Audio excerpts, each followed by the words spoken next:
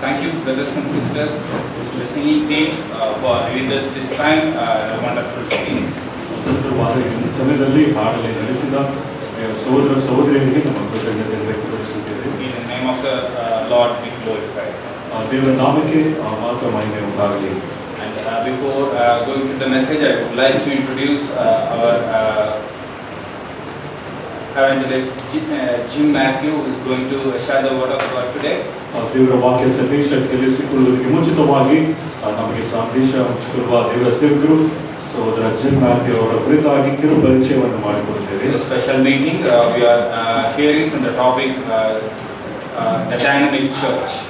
ಈ ಒಂದು ವಿಶೇಷ ಕೂಟದಲ್ಲಿ ಕ್ರಿಯಾತ್ಮಕ ಸಭೆ ಈ ಒಂದು ಪ್ರಸ್ತಾಪದ ಅಡಿಯಲ್ಲಿ ವಾಕ್ಯ ಸಂದೇಶವನ್ನು ಕೇಳುತ್ತಾ ಬರುತ್ತಿದ್ದೇವೆ. From the epistles of Peter. ಪೇತ್ರನ ಪತ್ರಿಕೆಯ ಒಂದು ಆಧಾರದ ಮೇಲೆ. And we heard already 3 messages. ಈಗಾಗಲೇ 3 ವಾಕ್ಯ ಸಂದೇಶವನ್ನು ನಾವು ಕೇಳಿಸಿಕೊಂಡಿದ್ದೇವೆ. And we are going for the 4th message now. ಈಗ 4ನೇ ಸಂದೇಶಕ್ಕೆ ನಾವು ಬರುತ್ತಿದ್ದೇವೆ. And the message will be for 1 hour. ವಾಕ್ಯ ಸಂದೇಶ ಒಂದು ತಾಸುವರೆಗೆ ಇರುತ್ತದೆ. Just everyone to be sitting in His presence prayerfully and hear the word of God. ದೇವರ ಸಾನ್ನಿಧ್ಯದಲ್ಲಿ ಎಲ್ಲರೂ ಪ್ರಾರ್ಥನಾ ಪೂರ್ವಕವಾಗಿ ಕುಳಿತು ದೇವರ ವಾಕ್ಯವನ್ನು ಕೇಳಿಸಿಕೊಳ್ಳಬೇಕೆಂಬುದಾಗಿ ನಾನು ವಿನಂತಿಸುತ್ತೇನೆ. For the one who come first time for this series of meeting, I would like to give a small introduction about the speaker. ಈ ವಿಶೇಷ ಕೂಟಕ್ಕೆ ಮೊದಲನೇ ಬಾರಿ ಬರುವ ಪ್ರಿಯರಿಗೆ ಸಹೋದರ ಕುರಿತಾಗಿ ಕಿರು ಪರಿಚಯವನ್ನು ಮಾಡಿಕೊಡ್ತೇವೆ. Brother Jim Matthew has been serving the Lord in Jagdalpur, Chhattisgarh. ಛತ್ತೀಸ್ಗಢದಲ್ಲಿ ಜಗದಲ್ಪುರ ಎಂಬ ಒಂದು ಸ್ಥಳದಲ್ಲಿ ದೇವರ ಸೇವೆಯನ್ನು ಮಾಡುತ್ತಿದ್ದಾರೆ. He is serving Lord over 20 years there. ಅಲ್ಲಿ ಸುಮಾರು 20 ವರ್ಷಕ್ಕಿಂತ ಹೆಚ್ಚು ಕಾಲ ಅಲ್ಲಿ ಇದ್ದು ಸೇವೆ ಮಾಡುತ್ತಿದ್ದಾರೆ. And we are seeing that Sister Priscilla, our brother, also joined in this session. We welcome sister as well. ಅವರ ಪತ್ನಿ ಸಹೋದರಿ ಪ್ರಿಸಿಲ್ಲಾ ಅವರು ಸಹ ನಮ್ಮ ಮಧ್ಯದಲ್ಲಿದ್ದಾರೆ. ಅವರನ್ನು ಸಹ ನಾವು ಸ್ವಾಗತ ಬಯಸುತ್ತೇವೆ. Brother is involving in the evangelism and the discipleship ministry in Bastar district. Bastar ಎಂಬ ಜಿಲ್ಲೆಯಲ್ಲಿ ಸ್ವಾರ್ಥ ಸೇವೆ ಮತ್ತು ಶಿಷ್ಯತ್ವದ ಈ ಒಂದು ಸೇವೆಯಲ್ಲಿ ಅವರು ತೊಡಗಿಸಿಕೊಂಡಿದ್ದಾರೆ. The Lord has blessed their family with 3 sons and a daughter. ಅವರ ಕುಟುಂಬಕ್ಕೆ ದೇವರು ತಾನೇ 3 ಗಂಡು ಮಕ್ಕಳು ಮತ್ತು 1 ಹೆಣ್ಣು ಮಗುವನ್ನು ಆಶೀರ್ವದಿಸಿದ್ದಾನೆ. Brother's mother also with them and they are continuing the ministry there faithfully in Chhattisgarh. ಅದು ಮಾತ್ರವಲ್ಲದೆ ಸಹೋದರ ತಾಯಿಯೂ ಸಹ ಅವರೊಂದಿಗೆ ಇದ್ದು ನಂಬಿಕೆಸ್ತರಾಗಿ ಆ ಪ್ರದೇಶದಲ್ಲಿ ದೇವರ ಸೇವೆ ಮಾಡುತ್ತಿದ್ದಾರೆ. Brother will share more about his ministry in this session. ಈ ಒಂದು ಸೆಷನ್ ಅಲ್ಲಿ ಸಹೋದರರು ಮಾಡುವ ಒಂದು ಸೇವೆ ಕುರಿತಾಗಿ ಹೆಚ್ಚು ಮಾಹಿತಿಯನ್ನು ಅವರು ನೀಡುವವರಾಗಿರುತ್ತಾರೆ. Before going to the message, I request our dear uncle James Andrew to come forward and lead us in prayer. ನಾವು ವಾಕ್ಯ ಸಂದೇಶವನ್ನು ಕೇಳಿಸಿಕೊಳ್ಳುವುದಕ್ಕೆ ಮುಂಚಿತವಾಗಿ ಪ್ರಿಯಸರು ಅಂಕಲ್ ಜೇಮ್ಸ್ ಆಂಡ್ರೂಸ್ ಅವರು ಮುಂದೆ ಬಂದು ಪ್ರಾರ್ಥನೆ ಮಾಡಿಕೊಳ್ಳಬೇಕಾಗಿ ನಾವು The message will be translated by Brother William from South Assam. Bengaluru ದಕ್ಷಿಣ ಪ್ರಾಂತ್ಯದಲ್ಲಿರುವ ಸಭೆಗೆ ಸೇರಿದ ಸಹೋದರ ವಿಲಿಯಂ ಅವರು ತರ್ಜಮೆಯಲ್ಲಿ ಸಹಾಯ ಮಾಡಬೇಕಾಗಿ ನಾವು ವಿನಂತಿಸುತ್ತೇವೆ.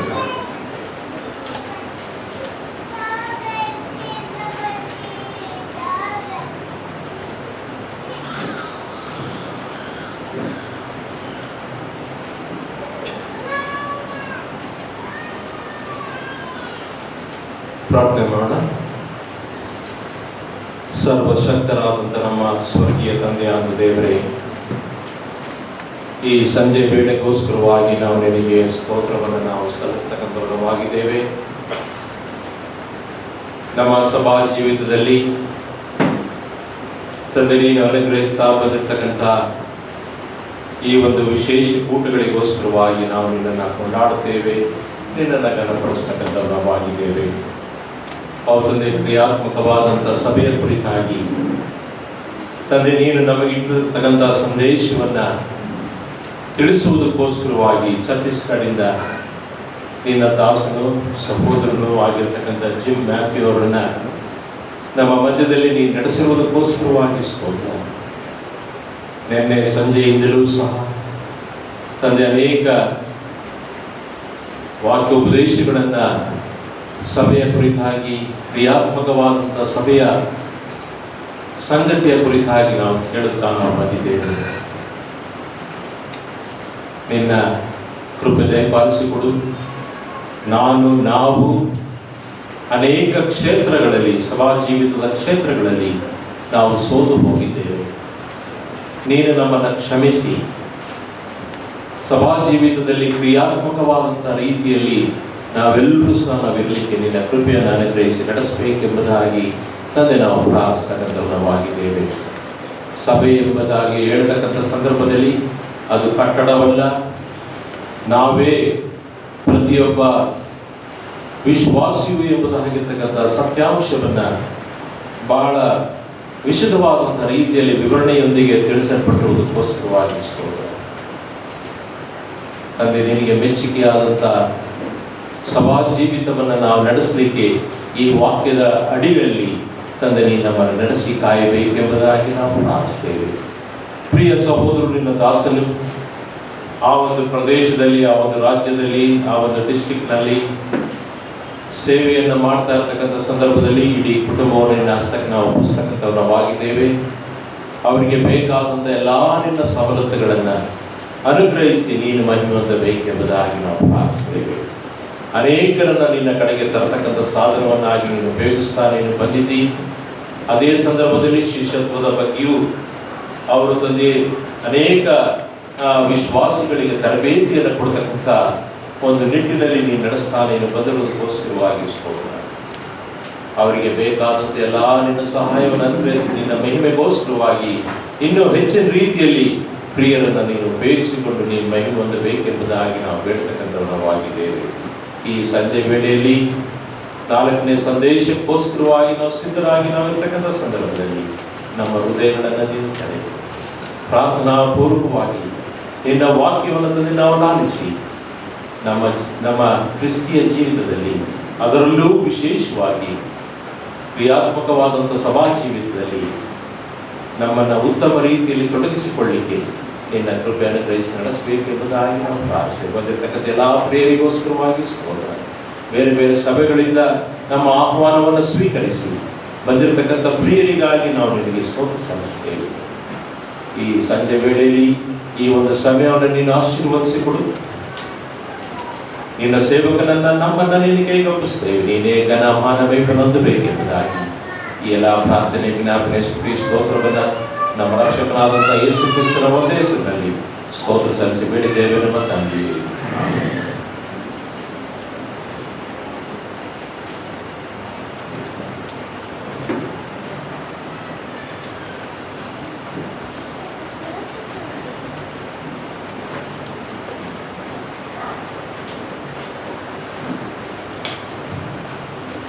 Good evening. ಸಂಜೆಯ ವಂದನೆಗಳು. I hope you rested well. ನೀವು ಒಳ್ಳೆ ವಿಶ್ರಾಂತಿಯನ್ನು ಹೊಂದಿದ್ದೀರಿ ಎಂಬುದಾಗಿ ನಂಬುತ್ತೇನೆ. You know, I don't want you to be doing your head banging. ಈ ಸಂದೇಶ ನೀಡುವಾಗ ನಿಮ್ಮ ತಲೆಗಳನ್ನು ಬಾಗಿಸುವುದು ನನಗೆ ಬೇಡ ಎಂಬುದಕ್ಕಾಗಿ ಕೇಳುತ್ತಿದ್ದೇನೆ. And so I hope that you all are good and awake. ನೀವೆಲ್ಲರೂ ಸಹ ಎಚ್ಚರವಾಗಿದ್ದೀರಿ ಎಂಬುದನ್ನು ನಾನು ನಿರೀಕ್ಷಿಸುವನಾಗಿದ್ದೇನೆ. And we thank God for this time. ಇದು ಸಮಯಕ್ಕಾಗಿ ನಾವು ದೇವರಿಗೆ ಸ್ತುತಿ ಸಲ್ಲಿಸೋಣ. Our brother has been insisting that I sing a song. ನಾನು ಒಂದು ಹಾಡನ್ನು ಹಾಡಬೇಕೆಂಬುದಾಗಿ ಸಹೋದರರು ನನಗೆ ಕೇಳಿಕೊಳ್ಳುತ್ತಿದ್ದರು. And I normally don't mix singing with preaching. ನಾನು ಸಾಮಾನ್ಯವಾಗಿ ಹಾಡಿನೊಂದಿಗೆ ಸಂದೇಶವನ್ನ ಮಿಶ್ರಣ ಮಾಡುವುದಿಲ್ಲ. The problem is, both the throat levels are different. ಯಾಕಂದ್ರೆ ಆ ಒಂದು ಗಂಟಲಿನ ಪರಿಸ್ಥಿತಿ ಎರಡು ಕೂಡ ವಿವಿಧವಾದ ರೀತಿಯಲ್ಲಿ ಉಂಟು. So while I was leaving from Bombay, ನಾನು ಮುಂಬೈಯಿಂದ ಹೊರಟು ಬರುವಾಗ one of the things that my friends who are singers warned me. ನನ್ನ ಜೊತೆ ಸಹ ಹಾಡುವವರು ನನಗೆ ಹೇಳಿದಂತೆ ಎಚ್ಚರಿಸಿದಂತಹ ಒಂದು ವಿಷಯ, They knew that when I start preaching, my voice, I don't need a mic. ನಾನು ಆ ಸಂದೇಶ ನೀಡುವಾಗ ನನಗೆ ಮೈಕಿನ ಒಂದು ಉಪಯೋಗ ಅವಶ್ಯಕತೆ ನನಗೆ ಗೊತ್ತು. So they said, but if you speak like that, you won't be able to sing. ನೀವು ಆ ರೀತಿಯ ಮಟ್ಟದಲ್ಲಿ ನೀವು ಮಾತಾಡುವುದಾದರೆ ನಿಮಗೆ ಹಾಡನ್ನು ಹಾಡಲಿಕ್ಕೆ ಆಗುವುದಿಲ್ಲ.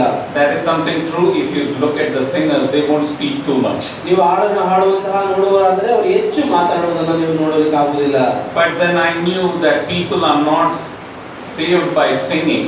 ನಮ್ಗೆ ಗೊತ್ತಿರುವ ಹಾಗೆ ಜನರು ನಾವು ಹಾಡನ್ನು ಹಾಡೋದ್ರ ಮುಖಾಂತರವಾಗಿ ಅವರ ರಕ್ಷಣೆಯನ್ನು ಹೊಂದುವುದಿಲ್ಲ. The Bible says that the people are saved by the foolishness of preaching.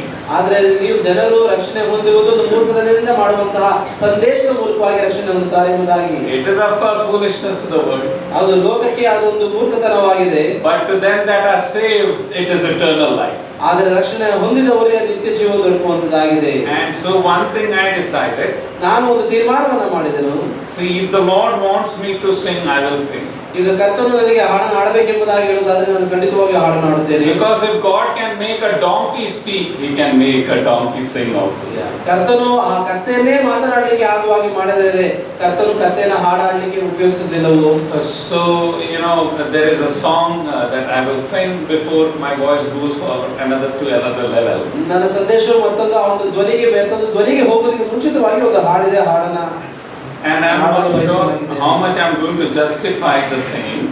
ನಾನು ಈ ಒಂದು ಹಾಡನ್ನು ಎಷ್ಟು ಮಾತ್ರ ಅದರ ನೀತಿಕರಿಸ್ತೀನಿ ಎಂಬುದಾಗಿ ನನಗೆ ಗೊತ್ತಿಲ್ಲ. But this is one of the songs that I had written a few years back. ಈ ಒಂದು ಹಾಡು ಹಲವಾರು ವರ್ಷಗಳ ಹಿಂದೆ ನಾನು ಬರೆದಂತಹ ಒಂದು ಹಾಡಾಗಿದೆ. And when you write a song, ನೀವು ಹಾಡನ್ನು ಬರೆಯುವಾಗ it is not that okay today I am feeling writing one song, so let me write one song. ಇದು ನಾನು ಒಂದು ಹಾಡನ್ನು ಓಕೆ ಈ ದಿವಸ ನಾನು ಹಾಡನ್ನು ಬರೆಯಬೇಕು ಅನಿಸ್ತಾ ಇದೆ, ಒಂದು ಹಾಡನ್ನು ಬರೆಯೋಣ ಎಂಬ ರೀತಿಯಲ್ಲ. Songs come out of the scriptures. ಈ ಒಂದು ಹಾಡದು ದೇವರ ವಾಕ್ಯದಿಂದ ಅದು ಬರುವಂತಾಗಿದೆ. Songs come out of your experience. ಹಾಡುಗಳು ನಿಮ್ಮ ಅನುಭವದಲ್ಲಿ ಬರುವಂತಾಗಿದೆ. One of the toughest experiences that I experienced in my life ನನ್ನ ಜೀವಿತದಲ್ಲಿ ಬಹಳ ಕಷ್ಟಕರವಾದಂತಹ ಒಂದು ಅನುಭವ ಇತ್ತು. was when I had to build my house. ನಾನು ನನ್ನ ಒಂದು ಮನೆಯನ್ನು ಕಟ್ಟುವಂತಹ ಸ್ಥಿತಿಯಲ್ಲಿ we had done many constructions of many assembly halls in our place. ನಮ್ಮ ಒಂದು ಸ್ಥಳದಲ್ಲಿ ನಾವು ಅನೇಕ ಸಭಾ ಕಟ್ಟಡಗಳನ್ನು ನಾವು ಕಟ್ಟುತ್ತಾ ಇದ್ದೆವು. And I never felt any fear about it. ಆದ್ರೆ ಆ ವಿಷಯದಲ್ಲಿ ಯಾವುದೇ ರೀತಿಯಾದ ಭಯವು ನನ್ನಲ್ಲಿರಲಿಲ್ಲ. So what happened is, my mother had some money that her brother had kept for her. ನನ್ನ ತಾಯಿಗೆ ಅವರ ಅಣ್ಣನು ಇಟ್ಟಂತಹ ಕೆಲವು ಹಣವು ಆಸ್ತಿ ಇತ್ತು. It was 5 lakh rupees. ಅದೊಂದು ಸುಮಾರು 5 ಲಕ್ಷ ರೂಪಾಯಿಗಳು. So she said, take this money and before I die, let me live in a good house. So ಆಕೆ ಹೇಳಿದ್ರು, ಅಟ್ಲೀಸ್ಟ್ ಈ ಒಂದು ಹಣವನ್ನು ಇಲ್ಲಿ ತಗೋ, ನಾನು ಸಾವಿರಕ್ಕೆ ಮುಂಚೆ ಆದ್ರೂ ಅಟ್ಲೀಸ್ಟ್ ಒಂದು ಒಳ್ಳೆಯ ಮನೆಯಲ್ಲಿ ನಾನು ವಾಸ ಮಾಡುತ್ತೇನೆ. I said, Mama, in 5 lakhs, nothing is going to be paid. ನಾನು ಹೇಳಿದೆ, ಮಮ್ಮ ಇನ್ನು 5 ಲಕ್ಷದಲ್ಲಿ ಏನೂ ಅದು ಬರೋದಿಲ್ಲ ಎಂಬುದಾಗಿ. So let us keep that money with you. So ಆ ಒಂದು ಹಣವನ್ನು ನಿನ್ನ ಬಳಿಗೆ ಇಟ್ಟುಕೋ ಎಂಬುದಾಗಿ ತಿಳಿಸಿದನು. Whenever the Lord wants us, we will see. So ಯಾವಾಗ ದೇವರು ನಮಗೆ ಕರೆ ಕೊಟ್ಟನೋ ಆಗ ನಾವು ಅದನ್ನು ನೋಡೋಣ. Then she said, ಈ ಕಾಶಿ വെച്ചോണ്ടിരിക്കുന്നില്ല. ಈಗ ಹಣ ಏನು ಇದೆಯಲ್ಲ, ചാന്ദൻ മുമ്പ് ഒരു നല്ല വണ്ടിയല്ലേലും കിടന്നൊന്നും മരിക്കാം. ಅಷ್ಟ ಅಟ್ಲೀಸ್ಟ್ ಒಂದು ಒಳ್ಳೆ ಗಾಡಿ ಏನಾದ್ರೂ ನೀನು ತಗೋ. So with that money we bought a car. ಆ ಒಂದು ಹಣದಲ್ಲಿ ನಾವು ಒಂದು ಕಾರನ್ನು ಕೊಂಡುಕೊಂಡೆವು. Yes, and we still take her in that comfort. ಈ ಒಂದು ಕಾರಲ್ಲಿ ಅಟ್ಲೀಸ್ಟ್ ಆಕೆಯನ್ನು ಒಂದು ನಾವು ಕರ್ಕೊಂಡು ಹೋಗ್ತಾ ಇದ್ದೇವೆ ಅನುಕೂಲವಾದ ಸ್ಥಿತಿಯಲ್ಲಿ. But then the house was collapsing in which we were living. ನಾವು ಜೀವಿಸಿದಂತ ವಾಸಿಸಿದಂತ ಆ ಒಂದು ಮನೆ ಅದು ಬೀಳುವಂತ ಮಟ್ಟಕ್ಕೆ ಇತ್ತು. It was more than 40 years since my father had built that house. ಅದು 40 ವರ್ಷಗಳ ಹಿಂದೆ ನನ್ನ ತಂದೆಯು ಕಟ್ಟಿದಂತಹ ಒಂದು ಮನೆಯಾಗಿತ್ತು. Exactly, it was collapsing in mummy's room. ಅದು ಎಕ್ಸಾಕ್ಟ್ ಆಗಿ ಅದು ನಿಖರವಾಗಿ ನನ್ನ ತಾಯಿಯ ರೂಮಿನ ಕೆಳಗೆ ಆ ಒಂದು ಬಿರುಕು ಬಿಟ್ಟದ್ದು ಬೀಳುವಂತ ಸ್ಥಿತಿಯಲ್ಲಿ ಇತ್ತು. So that was also bothering me. ಆ ಒಂದು ವಿಷಯ ಕೂಡ ನನಗೆ ಒಂದು ರೀತಿ ಮನಸ್ಸಿಗೆ ಆಲೋಚನೆ ಕೊಡ್ತಾ ಇತ್ತು. It's collapsing and it shouldn't collapse on her. ಅದು ಬಿದ್ದರೂ ಕೂಡ ನನ್ನ ತಾಯಿಯ ಮೇಲೆ ಬೀಳಬಾರದು. So I was praying to the Lord. ನಾನು ಕರ್ತನಿಗೆ ಪ್ರಾರ್ಥನೆ ಮಾಡುತ್ತಿದ್ದೆ, Lord, what do I do about it? ಕರ್ತನೇ, ನಾನು ಈ ವಿಷಯದಲ್ಲಿ ಏನು ಮಾಡಲಿ? One brother who had never gifted me and he was in my assembly for all the 40 years. 40 ವರ್ಷಗಳಿಂದ ಒಬ್ಬ ಸಹೋದರನು ನನ್ನ ಅಸೆಂಬ್ಲಿಯಲ್ಲಿ ಅನ್ಯೋನ್ಯದಲ್ಲಿದ್ದರು. 40 ವರ್ಷದ ಇದ ತನಕ ಅವರು ಯಾವುದೇ ರೀತಿಯಾದಂತಹ ಒಂದು ಸಹಾಯವನ್ನ ಗಿಫ್ಟ್ ನನಗೆ ಕೊಟ್ಟಿರಲಿಲ್ಲ. He comes one day. ಆ ವ್ಯಕ್ತಿ ಒಂದು ದಿವಸ ಬಂದರು. And he comes and gives me 10,000 rupees. ಆ ವ್ಯಕ್ತಿ ನನಗೆ ಬಂದು 10,000 ರೂಪಾಯಿಯನ್ನು ಕೊಟ್ಟರು. And if he had given me that money, fine, understood. ಆ ಹಣವು ನಮ್ಮ ಬಳಿ ಇದೆ, ನಿಜ. But he said, this is to build your house. ಅವರು ಹೇಳಿದ್ರು, ಇದು ನಿಮ್ಮ ಮನೆಯನ್ನು ಕಟ್ಟಲಿಕ್ಕಾಗಿ ಎಂಬುದಾಗಿ ಕೊಟ್ಟರು. And I'm asking Lord, do I build my house? And this is one answer. ಕರ್ತನೇ, ಈ ಒಂದು ಹಣದಿಂದ ಅಥವಾ ನನ್ನ ಮನೆಯನ್ನು ಕಟ್ಟಲ ಎಂಬುದು ಆಲೋಚನೆ ನಮಗೆ ಬಂತು. ಅದಕ್ಕೆ ಪ್ರಶ್ನೆಗೆ ಇದೊಂದು ಉತ್ತರ ಒಂದು ವೇಳೆ ಇರಬಹುದು. But because I'm building my house, I was very worried. So ನಾನು ನನ್ನ ಒಂದು ಸ್ವಂತ ಮನೆಯನ್ನು ಕಟ್ಟಲಿಕ್ಕೆ ಇರುವಂತಹ ವಿಷಯವಾಗಿರೋದ್ರಿಂದ ಈ ವಿಷಯದಲ್ಲಿ ನಾನು ಸ್ವಲ್ಪ ಚಿಂತಾಕ್ರಾಂತನಾದನು. Lord, should I go ahead? Still I'm pondering. ಕರ್ತನೇ, ಈಗಲೂ ನಾನು ಅದನ್ನು ಆಲೋಚನೆ ಮಾಡ್ತಿದ್ದೇನೆ, ನಾನು ಇದನ್ನು ಮುಂದೆ ಹೋಗಬಹುದಾ ಎಂಬುದಾಗಿ ಯೋಚನೆ ಮಾಡ್ತಿದ್ದೇನೆ. You know, that is when the Lord gave me a word also, ಆ ಸಮಯದಲ್ಲಿ ದೇವರೊಂದು ವಾಕ್ಯವನ್ನು ನನಗೆ ಕೊಟ್ಟನು, which is in 2 Samuel and chapter 11. ಆ 2ನೇ ಸಮುವೇಲನ ಗ್ರಂಥ 11ನೇ ಅಧ್ಯಾಯ, The second portion of that verse, ಆ 2ನೇ ಸಮುವೇಲನ 11ನೇ ಅಧ್ಯಾಯದ 2ನೇ ಭಾಗದಲ್ಲಿ 2 Samuel 7 and verse 11, the second portion. Furthermore, the Lord declares that He will make a house for you. In that verse, 2 Samuel 7 and verse 11, the second portion, it says, furthermore, the Lord declares that He will make a house for you. 2ನೇ ಸಮುವೇಲನ ಗ್ರಂಥ 7ನೇ ಅಧ್ಯಾಯ 11ನೇ ವಚನದ ಕಡೆಯ ಭಾಗ. ಇದಲ್ಲದೆ ಯೆಹೋವನಾದ ನಾನು ನಿನಗೋಸ್ಕರ ಒಂದು ಮನೆಯನ್ನ ಕಟ್ಟುವೆನೆಂದು ಮಾತು ಕೊಡುತ್ತೇನೆ. Yeah, furthermore, the Lord declares that He will make a house for you. ಇಲ್ಲಿ ಕರ್ತನು ನಾನು ನಿನಗೊಂದು ಮನೆಯನ್ನ ಕಟ್ಟಿಕೊಡುವೆನೆಂಬುದಾಗಿ ಒಂದು ಮಾತನ್ನ ಕೊಡುವುದನ್ನು ನೋಡುತ್ತೇವೆ. I don't believe in visions and dreams. ನಾನು ಈ ಒಂದು ದರ್ಶನಗಳಲ್ಲಿಯೂ ಕನಸುಗಳ ಮೇಲೆ ನಾನು ನಂಬಿಕೆ I ಇಡುವುದಿಲ್ಲ. believe that every revelation is clear in the Word. ದೇವರ ವಾಕ್ಯವು ಎಲ್ಲವೂ ಸಹ ಸ್ಪಷ್ಟವಾಗಿ ಬರೆಯಲ್ಪಟ್ಟಿದೆ. And before making any decisions, I want the Lord to direct me very clearly on what I am asking. ನಾನು ಯಾವುದೇ ಒಂದು ತೀರ್ಮಾನವನ್ನು ತಗೊಳ್ಳುವಾಗಲೂ ಸಹ ದೇವರು ನನಗೆ ಸ್ಪಷ್ಟವಾದ ರೀತಿಯಲ್ಲಿ ನಿದರ್ಶನವನ್ನು ಕೊಡಬೇಕೆಂಬುದಾಗಿ ನಾನು ಬಯಸುವಂತ ವ್ಯಕ್ತಿ. And now I have reached a level, ನಾನು ಈಗಿರುವಂತ ಒಂದು ಮಟ್ಟದಲ್ಲಿ whenever I go and tell anything to my wife, ನಾನು ಯಾವುದೇ ಒಂದು ವಿಷಯವನ್ನು ನನ್ನ ಪತ್ನಿಗೆ ತಿಳಿಸುವಾಗ she will tell me scripture, number, verse. ಸಹೋದರಿ ಕೇಳ್ತಾರೆ ಆ ಒಂದು ವಾಕ್ಯ ಮತ್ತು ಅದರ ವಚನಗಳನ್ನ. Has the Lord told you? ನಿನಗೆ ಕರ್ತ ನಿಜವಾಗಿ ತಿಳಿಸಿದ್ರ? And this verse was very clear, you know. ಈ ವಾಕ್ಯವನ್ನು ಸ್ಪಷ್ಟವಾಗಿ ಹೇಳುತ್ತಿದ್ದಲ್ಲವೇ? The Lord declares that He will make a house for you. ಕರ್ತನು ನೀವು ಒಂದು ಮನೆಯನ್ನು ಕಟ್ಟುವೆನೆಂಬುದಾಗಿ ಮಾತು ಕೊಡುತ್ತಿದ್ದಾನೆ. But even after having that assurance, I was not assured enough because I am building my house. ಆ ಒಂದು ಖಚಿತತ್ವ ನನಗೆ ಈ ವಾಕ್ಯದ ದೊರಕಿದರೂ ಕೂಡ ನಾನು ನನ್ನ ಸ್ವಂತ ಮನೆಯನ್ನು ವಾಸಿಸಲಿಕ್ಕಾಗಿ ಕಟ್ಟುವುದರಿಂದ ಆ ಒಂದು ವಿಷಯದಲ್ಲಿ ನನಗೆ ಇನ್ನೂ ಸಹ ಪೂರ್ಣವಾದಂತಹ ಖಚಿತತ್ವ ಇರಲಿಲ್ಲ. And you know, there was a GFTI conference in which Raj Matthew uncle was also there. We all were there in that conference. ಆ ಒಂದು GFTI ನಡೆಯುವಂತಹ ಸಮ್ಮೇಳನದಲ್ಲಿ ರಾಜ ಅಂಕಲ್ ಅವರು ಸಹ ಅಲ್ಲಿದ್ದರು, ನಾವು ಸಹ ಅಲ್ಲಿದ್ದೆವು. And one of my friends, he had come you know, he's a itinerant speaker and he came from Canada, went to Bangladesh and came to India that time. ನನ್ನ ಒಂದು ಸ್ನೇಹಿತರು ಅಲ್ಲಿದ್ದರು, ಅವರು ಅಂತಾರಾಷ್ಟ್ರೀಯ ರೀತಿಯಲ್ಲಿ ಸೇವೆಯನ್ನು ಮಾಡುವ ಸಂದೇಶಕರಾಗಿದ್ದರು. He came and said, Jim, you know, I have a bag with me. ಆ ಒಂದು ಸಹೋದರ ನನಗೆ ಹೇಳಿದ್ರು, ಸಹೋದರಿ ನನ್ನ ಹತ್ರ ಒಂದು ಬ್ಯಾಗ್ ಇದೆ. You know, would you mind taking that bag with you, because I am not taking it back. ಆ ಒಂದು ಬ್ಯಾಗ್ ನನ್ನ ಬಳಿ ಇದೆ, ಅದನ್ನು ನಾನು ಮತ್ತೆ ಹಿಂದಿರುಗಿ ತಕೊಂಡು ಹೋಗ್ಲಿಕ್ಕೆ ಆಗೋದಿಲ್ಲ, ಅದನ್ನು ನಿನ್ನ ಬಳಿಗೆ ತೆಗೆದುಕೊಂಡು ಹೋಗ್ಲಿಕ್ಕೆ ಸಾಧ್ಯವಾಗುತ್ತದೆಯೋ ಎಂಬುದಾಗಿ ಕೇಳಿದರು. And he said there is a cutout verse also in it which is big, and you know, I would prefer to give it to you if you don't mind. ಅದರಲ್ಲಿ ಒಂದು ವಚನ ಭಾಗವೂ ಸಹ ಉಂಟು, ಅದನ್ನು ನಾನು ನಿಮಗೆ ಕೊಡುತ್ತೇನೆ, ನಿಮಗೆ ತೊಂದರೆ ಆಗದಿದ್ದರೆ ದಯವಿಟ್ಟು ಅದನ್ನು ತೆಗೆದುಕೊಂಡು ಹೋಗ್ತೀರಾ ಎಂಬುದಾಗಿ ಕೇಳಿದರು. As it is, it was a 3 days conference, so I had gone with a very small bag. So ನಾವು 3 ದಿನದ ಸಮ್ಮೇಳನವಾಗಿರೋದ್ರಿಂದ ನಾನು ಒಂದು ಚಿಕ್ಕ ಬ್ಯಾಗ್ ನಲ್ಲಿ ಒಂದು ಹಿಡಿದುಕೊಂಡು ನಾನು ಹೋಗಿದ್ದೆ. So but I said, okay, I will take whatever it is. So ನಾನು ಹೇಳಿದೆ ಅದರಲ್ಲಿ ಇರುವುದನ್ನು ನಾನು ಓಕೆ ಅದನ್ನು ತೆಗೆದುಕೊಂಡು ಹೋಗ್ತೇನೆ ಎಂಬುದಾಗಿ ಅವರು ಹೇಳಿದರು. And you know, he came and gave me that bag. ಅವರು ಆ ಬ್ಯಾಗ್ ನನಗೆ ಕೊಟ್ಟರು. And I went back to my room. ನಾನು ನನ್ನ ಮನೆಗೆ ಹಿಂತಿರುಗಿ ಹೋದೆ. And I opened up to see what is this wooden log, you know, that I need to take. ಅದರಲ್ಲಿರುವಂತಹ ಒಂದು ವುಡನ್ ಕಟ್ಟೆ ಮತ್ತೆ ಆ ಬ್ಯಾಗ್ ಒಳಗೆ ಏನಿದೆ ಎಂಬುದಾಗಿ ನಾನು ಕುತೂಹಲದಿಂದ ತೆಗೆದು ನೋಡಿದೆನು. And I am still struggling even in that camp. Lord, should I be building my house? ಆ ಒಂದು ಸಮ್ಮೇಳನದಲ್ಲಿ ಕೂಡ ಕರ್ತನೇ ನಾನು ನಿಜವಾಗಿ ಮನೆ ಕಟ್ಟುವಂತ ವಿಷಯದಲ್ಲಿ ಎಂಬುದಾಗಿ ಆಲೋಚನೆ ಮಾಡುತ್ತಿದ್ದೆನು. And it was written on it, ಅದರ ಮೇಲೆ ಈ ರೀತಿಯಾಗಿ ಬರೆದಿತ್ತು, God bless your home. ಕರ್ತನು ನಿನ್ನ ಮನೆಯನ್ನು God bless ಆಶೀರ್ವದಿಸಲಿ. our home. ಕರ್ತನು ನಮ್ಮ ಮನೆಯನ್ನು ಆಶೀರ್ವದಿಸಲಿ. And then the next morning that brother came. ನಂತರ ಆ ಒಂದು ಸಹೋದರರು ಬಂದರು. And he asked me, ಆ ಸಹೋದರ ನನಗೆ ಕೇಳಿದರು, Jim, you're fine with taking, you know, means the things that I've given you is good, right? ನಾನು ನಿಮಗೆ ಕೊಟ್ಟಂತಹ ವಿಷಯ ಅದು ನಿಮಗೆ ಓಕೆ ಅಲ್ಲವೇ, ನೀವು ಅದನ್ನು ತಗೊಂಡು ಹೋಗ್ತೀರಾ ಅಲ್ಲವೇ ಎಂಬುದಾಗಿ ಸಹೋದರ ಜಿಮ್ಮವ್ವ ಎಂಬುದಾಗಿ ಕೇಳಿದರು. I told him, you know, you probably don't know why you gave that gift to me. ನೀವು ಅದನ್ನು ಯಾಕೆ ಕೊಟ್ಟಿದ್ದೀರಿ ಎಂಬುದಾಗಿ ಒಂದು ವೇಳೆ ನಿಮಗೆ ಗೊತ್ತಿಲ್ಲದಿರಬಹುದು. But I know why that has come to me. ಆದರೆ ಅದು ಯಾಕೆ ನನ್ನ ಬಳಿಗೆ ಬಂದಿದೆ ಎಂಬುದಾಗಿ ನನಗೆ ಗೊತ್ತು ಎಂಬುದಾಗಿ ಹೇಳಿದನು. So if you come to my home, ನೀವು ನಮ್ಮ ಮನೆಗೆ ಬಂದರೆ you will see that at the entrance of our house. ಆ ಒಂದು ನಮ್ಮ ಮನೆಯ ಮುಂಭಾಗದಲ್ಲಿ ಆ ಒಂದು ಉಟ್ಟುಕಟ್ಟಲೆ ವಚನ ಭಾಗವನ್ನು ಅಲ್ಲಿ ಹಾಕಿರುವುದನ್ನು ನೀವು ಕಾಣಬಹುದು. You know, that is the word that was the verse that gave me the word that finally came to me, and then we started building our house. ಆ ಒಂದು ವಚನವು ನನಗೆ ದೃಢಪಡಿಸಿದ್ದರಿಂದ ಕೊನೆಯದಾಗಿ ನಾವು ಆ ಒಂದು ಮನೆಯನ್ನು ಕಟ್ಟಲಿಕ್ಕೆ ಪ್ರಾರಂಭ ಮಾಡಿದೆವು. Now when we are going to sing this song, ನಾವು ಈ ಹಾಡನ್ನು ಹಾಡಲಿಕ್ಕೆ ಪ್ರಾರಂಭ ಮಾಡುವಾಗ You know, it is the prayer of thanks of David. ಈ ಒಂದು ದಾವಿದನ ಒಂದು ಪ್ರಾರ್ಥನೆ ಮತ್ತು ಕೀರ್ತನೆಯಾಗಿದೆ. In the same chapter, verse 18. 18ನೇ ಅಧ್ಯಾಯದಲ್ಲಿ Verse 18.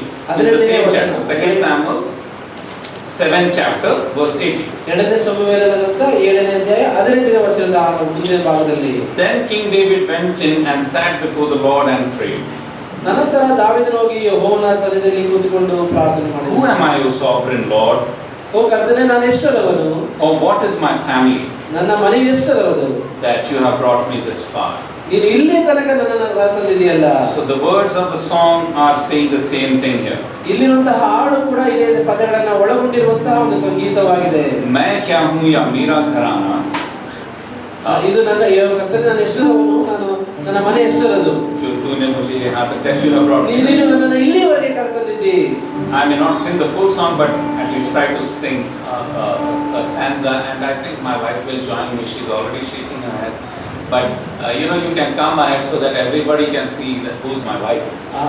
ಸಹೋದರಿ ದಯವಿಟ್ಟು ನೀವು ಮುಂದೆ ಬಂದ್ರೆ ನೀವು ಸಹೋದರನ ಪತ್ನಿ ಎಂಬುದಾಗಿ ಎಲ್ಲರಿಗೆ ಗೊತ್ತಾಗ್ತದೆ. ನೀವು ಮುಂದೆ ಬರಬೇಕು ಅಂತ ಕೇಳ್ತೀವಿ. Yeah, so her name is Priscilla. ಸಹೋದರಿಯ ಹೆಸರು ಪ್ರಿಸಿಲ್ಲಾ. And the Lord has blessed me with her, and we are blessed with 4 children. ಸಹೋದರಿಯನ್ನ ಕರ್ತನು ಆಶೀರ್ವದಿಸಿ ನಮಗೆ ನಮ್ಮಿಬ್ಬರಿಗೆ 4 ಮಕ್ಕಳನ್ನ ಕರ್ತನು So we are trying to sing this song with you. ಈ ಒಂದು ಹಾಡನ್ನ ನಿಮ್ಮ ಜೊತೆ ಹಾಡುವರಾಗಿದ್ದೇವೆ.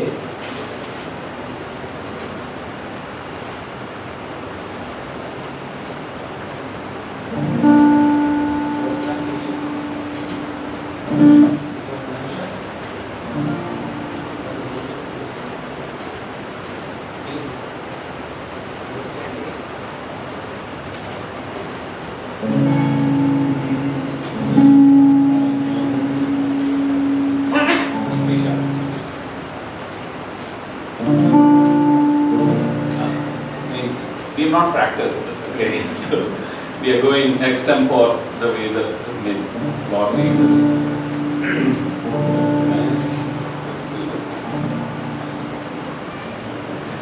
Okay. मैं क्या हूँ या मेरा घराना, जो तूने मुझे यहाँ तक पहुँचाया, नज़रे करम जो तूने दिखाया, महिमा का ताज तुम्हें है पहनाया, तेरी रहमत की ऐ खुदा, कैसे करूँ मैं कीमत अदा, ये मोहब्बत है बेबयां, शुक्रिया शुक्रिया शुक्रिया, यीशुआ यीशुआ शुक्रिया शुक्रिया, यीशुआ यीशुआ शुक्रिया।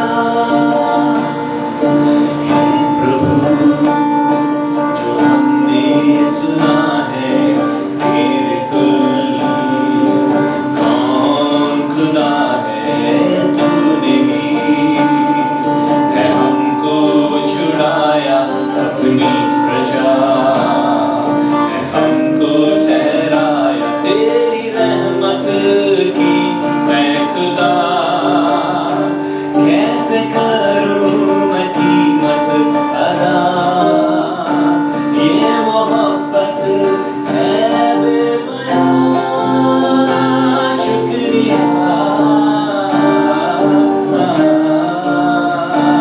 शुक्रिया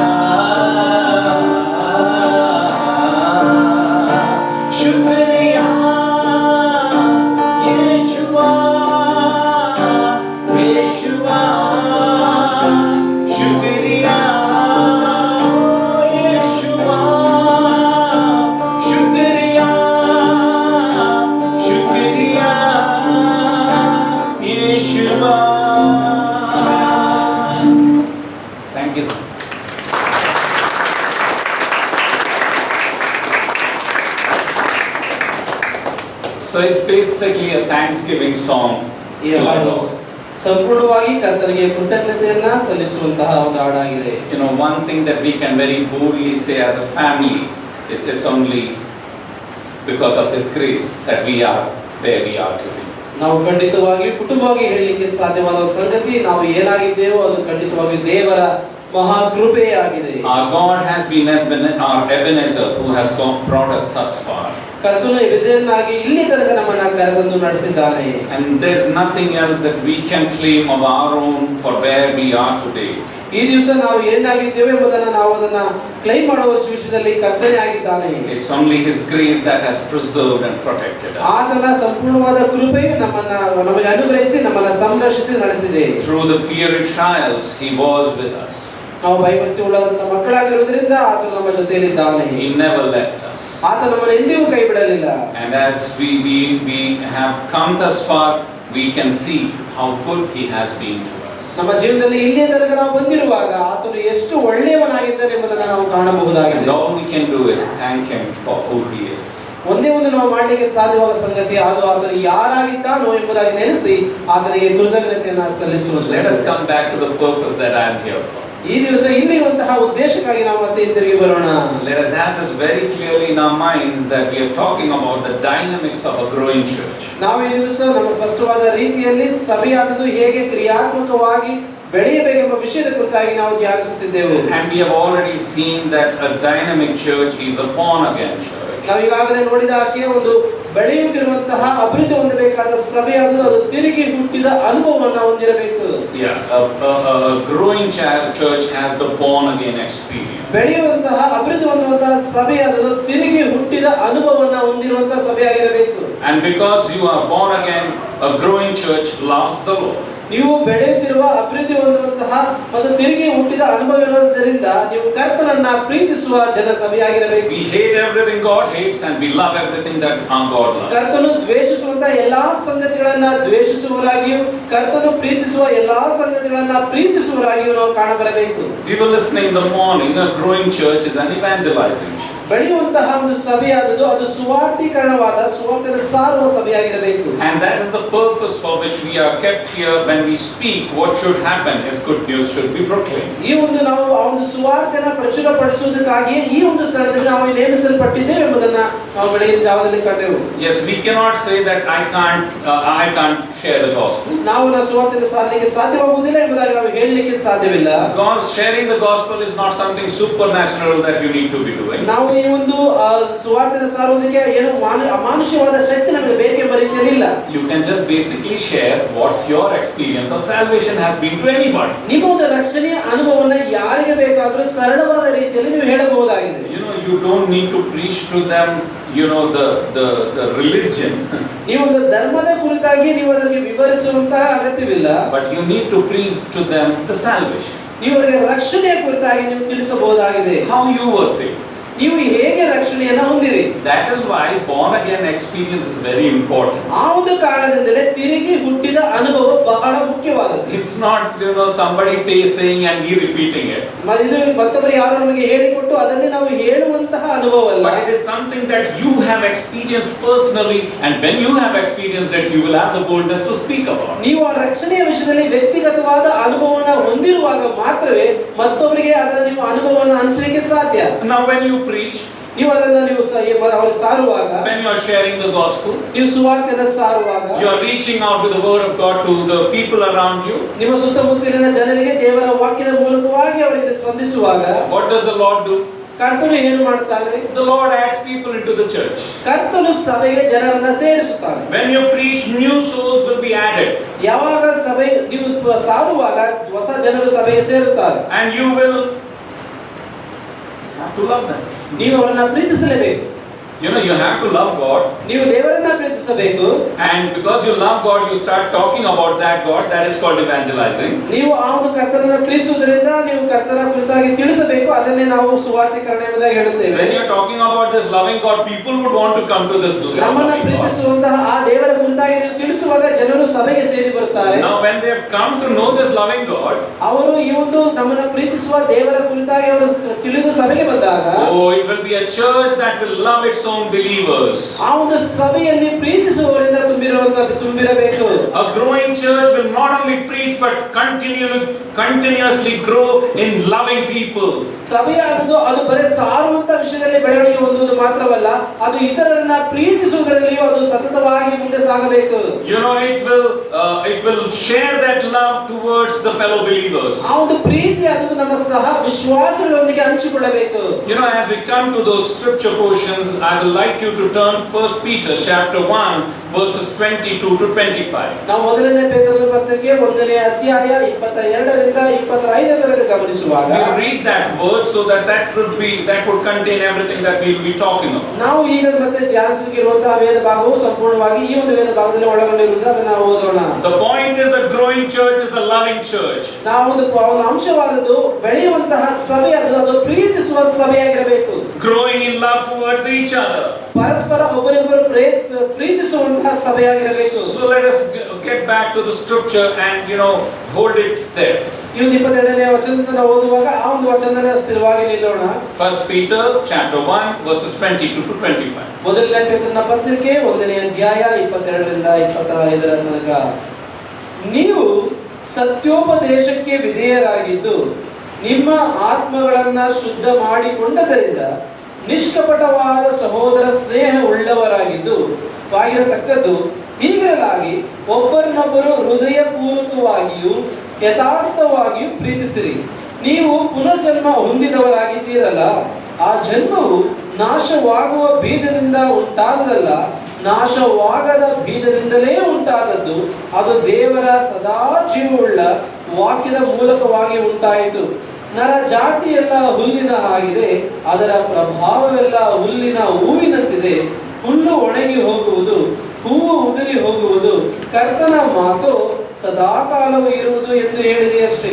ಆ ಮಾತು ಯಾವುದೆಂದರೆ ನಿಮಗೆ ಸಾರಲ್ಪಟ್ಟ ಸುವಾರ್ತ ವಾಕ್ಯವೇ. You have love, you have received love.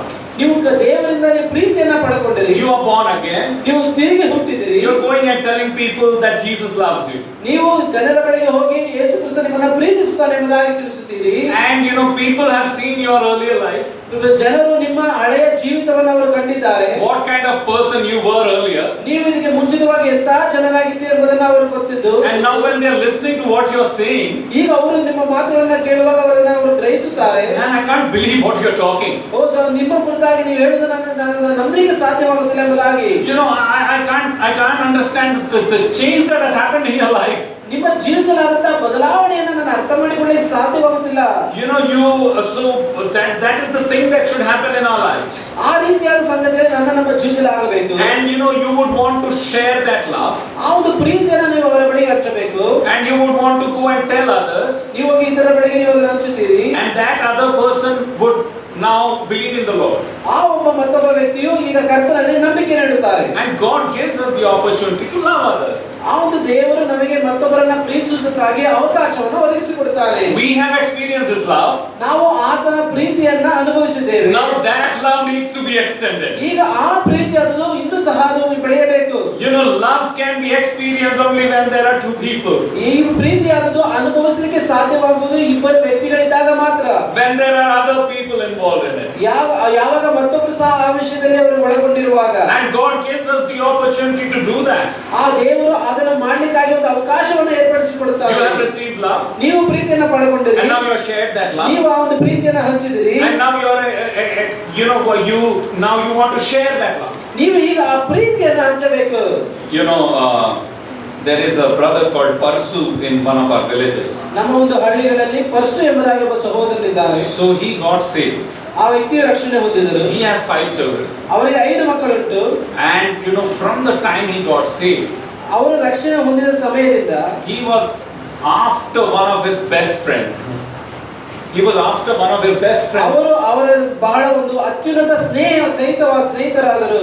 And he wanted his friend also to get saved. ಅವರಿಗೆ ಒಂದು ಉತ್ತಮವಾದಂತಹ ಸ್ನೇಹಿತರು, ಅವರ ಸ್ನೇಹಿತರು ಕೂಡ ರಕ್ಷಣೆ ಹೊಂದಬೇಕೆಂಬುದಾಗಿ ಅವರು ಬಯಸಿದರು. He told me, Jimbiya, we did every bad thing together.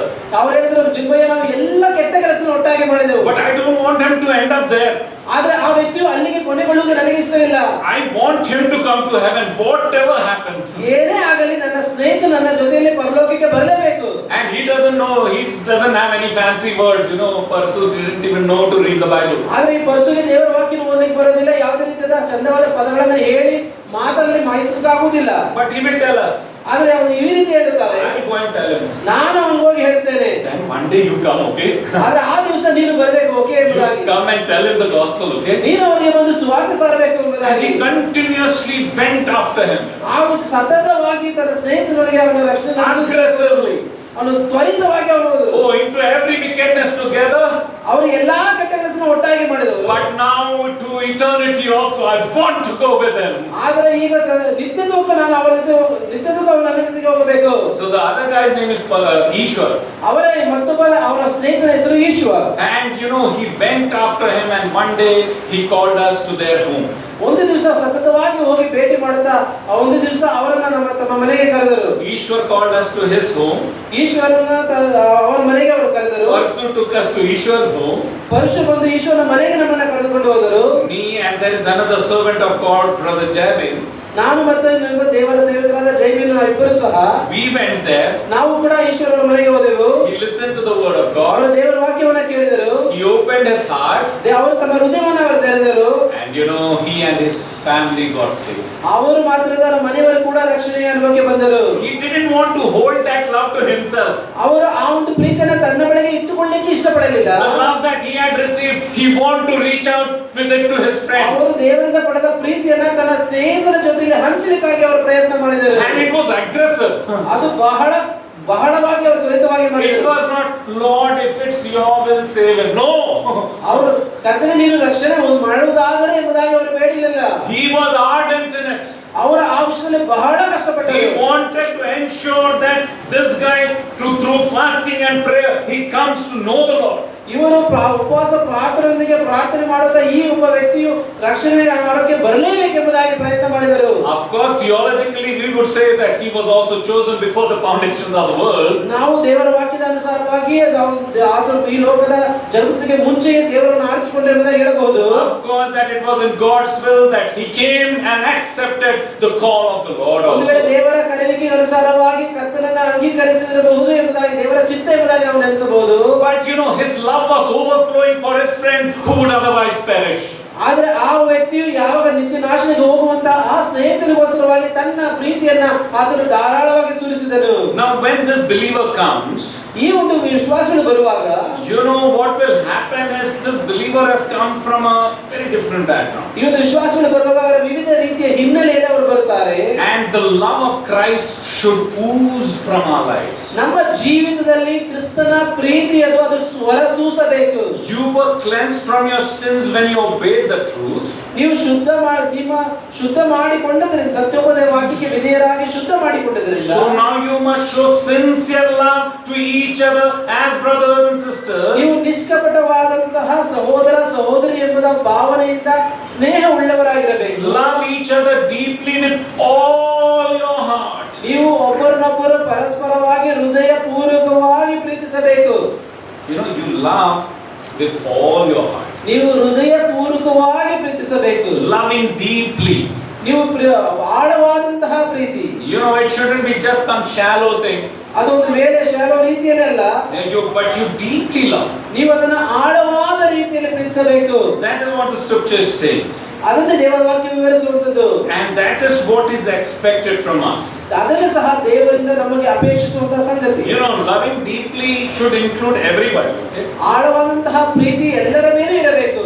When I say that everybody, ನಾನು ಎಲ್ಲರ ಮೇಲೆ ಎಂಬುದಾಗಿ ಹೇಳುವಾಗ it includes the people of the world.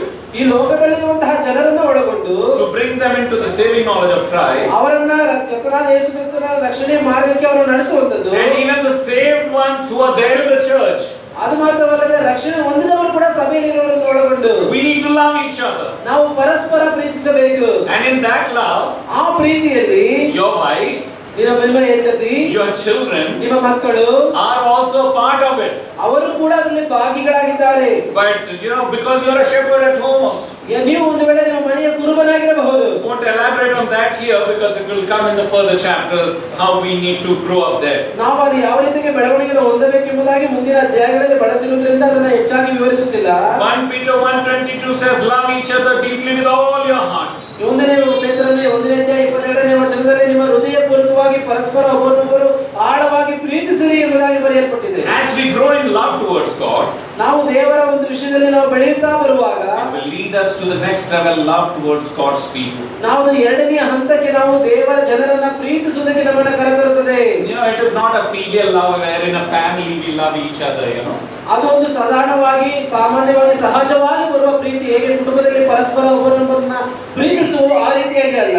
But more than that, ಅದನ್ನು ಹೆಚ್ಚಾಗಿ it will be agape love. ಇದು ಅಗಾಪೆ, ಅಂದ್ರೆ ತ್ಯಾಗದಿಂದ ಕೂಡಿದ ಪ್ರೀತಿ.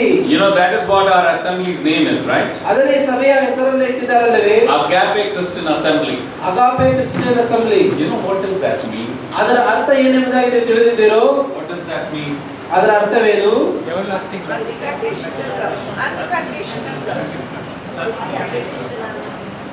Everybody say. Very good. Yeah. It is unconditional love. ಅದು ಯಾವುದೇ ಒಂದು ಷರತ್ತುಗಳಿಲ್ಲದಂತಹ ಪ್ರೀತಿ. No conditions attached. ಅದಕ್ಕೆ ಯಾವುದೇ ರೀತಿಯ ಷರತ್ತುಗಳಿಲ್ಲ. You do anything. ನೀವು ಏನೇ ಮಾಡ್ರಿ, I love you. ನಾನು ನಿಮ್ಮನ್ನ ಪ್ರೀತಿಸುತ್ತೇನೆ. Is that practical? ನಿಜವಾಗ್ಲೂ ಅದು ಪ್ರಾಯೋಗಿಕವಾಗಿದೆಯೋ? Is that practical? ಅದು ಪ್ರಾಯೋಗಿಕವಾಗಿದೆಯೋ? Have you seen unconditional love ever? ನೀವು ಎಂದಾದರೂ ಈ ಒಂದು ಷರತ್ತುಗಳು ಇಲ್ಲದೆ ಮಾಡಿದಂತಹ ಪ್ರೀತಿಯನ್ನ ಎಂದಾದರೂ ನೋಡಿದ್ದೀರಾ? Have you? ನೋಡಿದ್ದೀರಾ?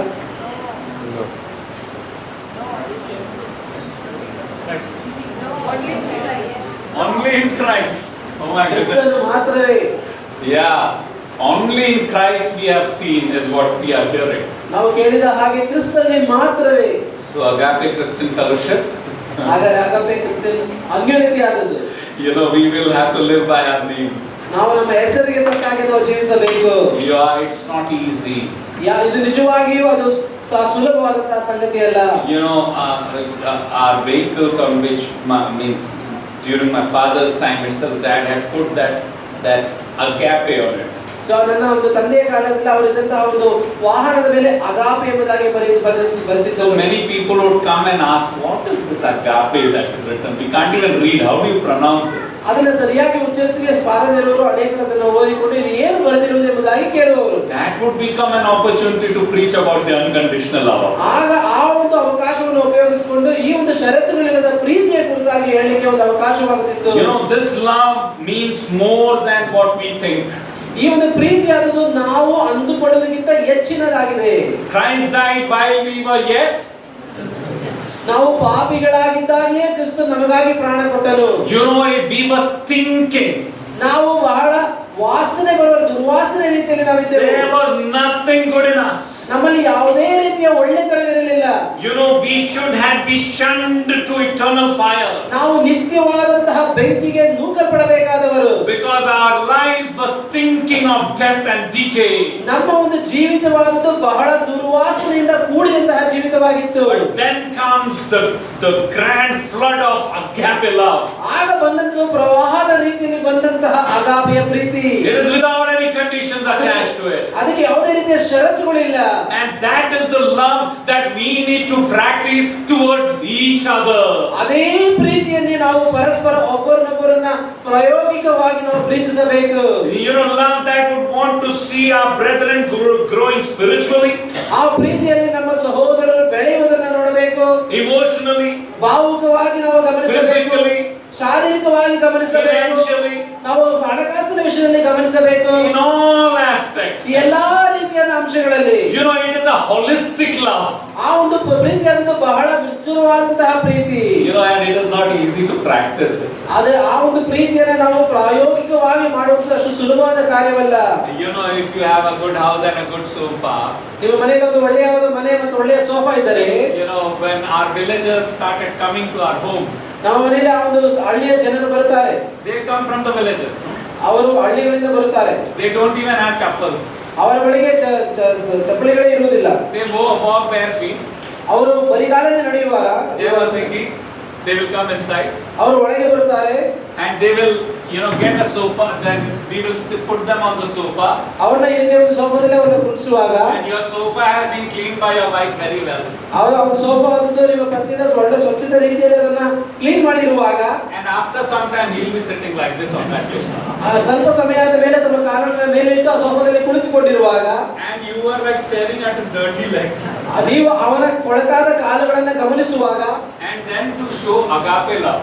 ಆಗ ಹೇಗೆ ನೀವು ಅಗಾಪೆ ಪ್ರೀತಿಯನ್ನು ತೋರಿಸಲಿಕ್ಕೆ ಸಾಧ್ಯ? You want to ensure that he is seated with you. ನಿಮಗೆ ಗೊತ್ತಿರಬೇಕು ಆ ವ್ಯಕ್ತಿ ನಿಮ್ಮ ಜೊತೆಯಲ್ಲಿ ಕುಳಿತುಕೊಳ್ಳುವಂತ ವ್ಯಕ್ತಿ. He is not come from a background that you have come from probably. ಒಂದು ವೇಳೆ ನೀವು ಬಂದಂತ ಹಿನ್ನೆಲೆಯಲ್ಲಿ ಆ ವ್ಯಕ್ತಿ ಬಂದಿರಲಿಕ್ಕಿರಲಿಲ್ಲ. But he is sitting there. ಆದ್ರೆ ಆ ವ್ಯಕ್ತಿ ಇಲ್ಲಿ ಕುಳಿತಿರುವಾಗ You know why he is sitting like that? ಇನ್ನು ಗೊತ್ತಾ ಯಾಕೆ ಅವನಲ್ಲಿ ಆ ರೀತಿ ಕುಳಿತಿದ್ದಾನೆ? He feels this is his home. ಅವನು ಅಂದುಕೊಳ್ಳುವಂಥದ್ದು ಇದು ನನ್ನ ಮನೆ ಎಂಬುದಾಗಿ. He can sit whatever way he wants. ಅವನು ಯಾವ ರೀತಿ ಬೇಕಾದರೂ ಕುಳಿತುಕೊಳ್ಳುತ್ತಾನೆ. And he's so happy to be there.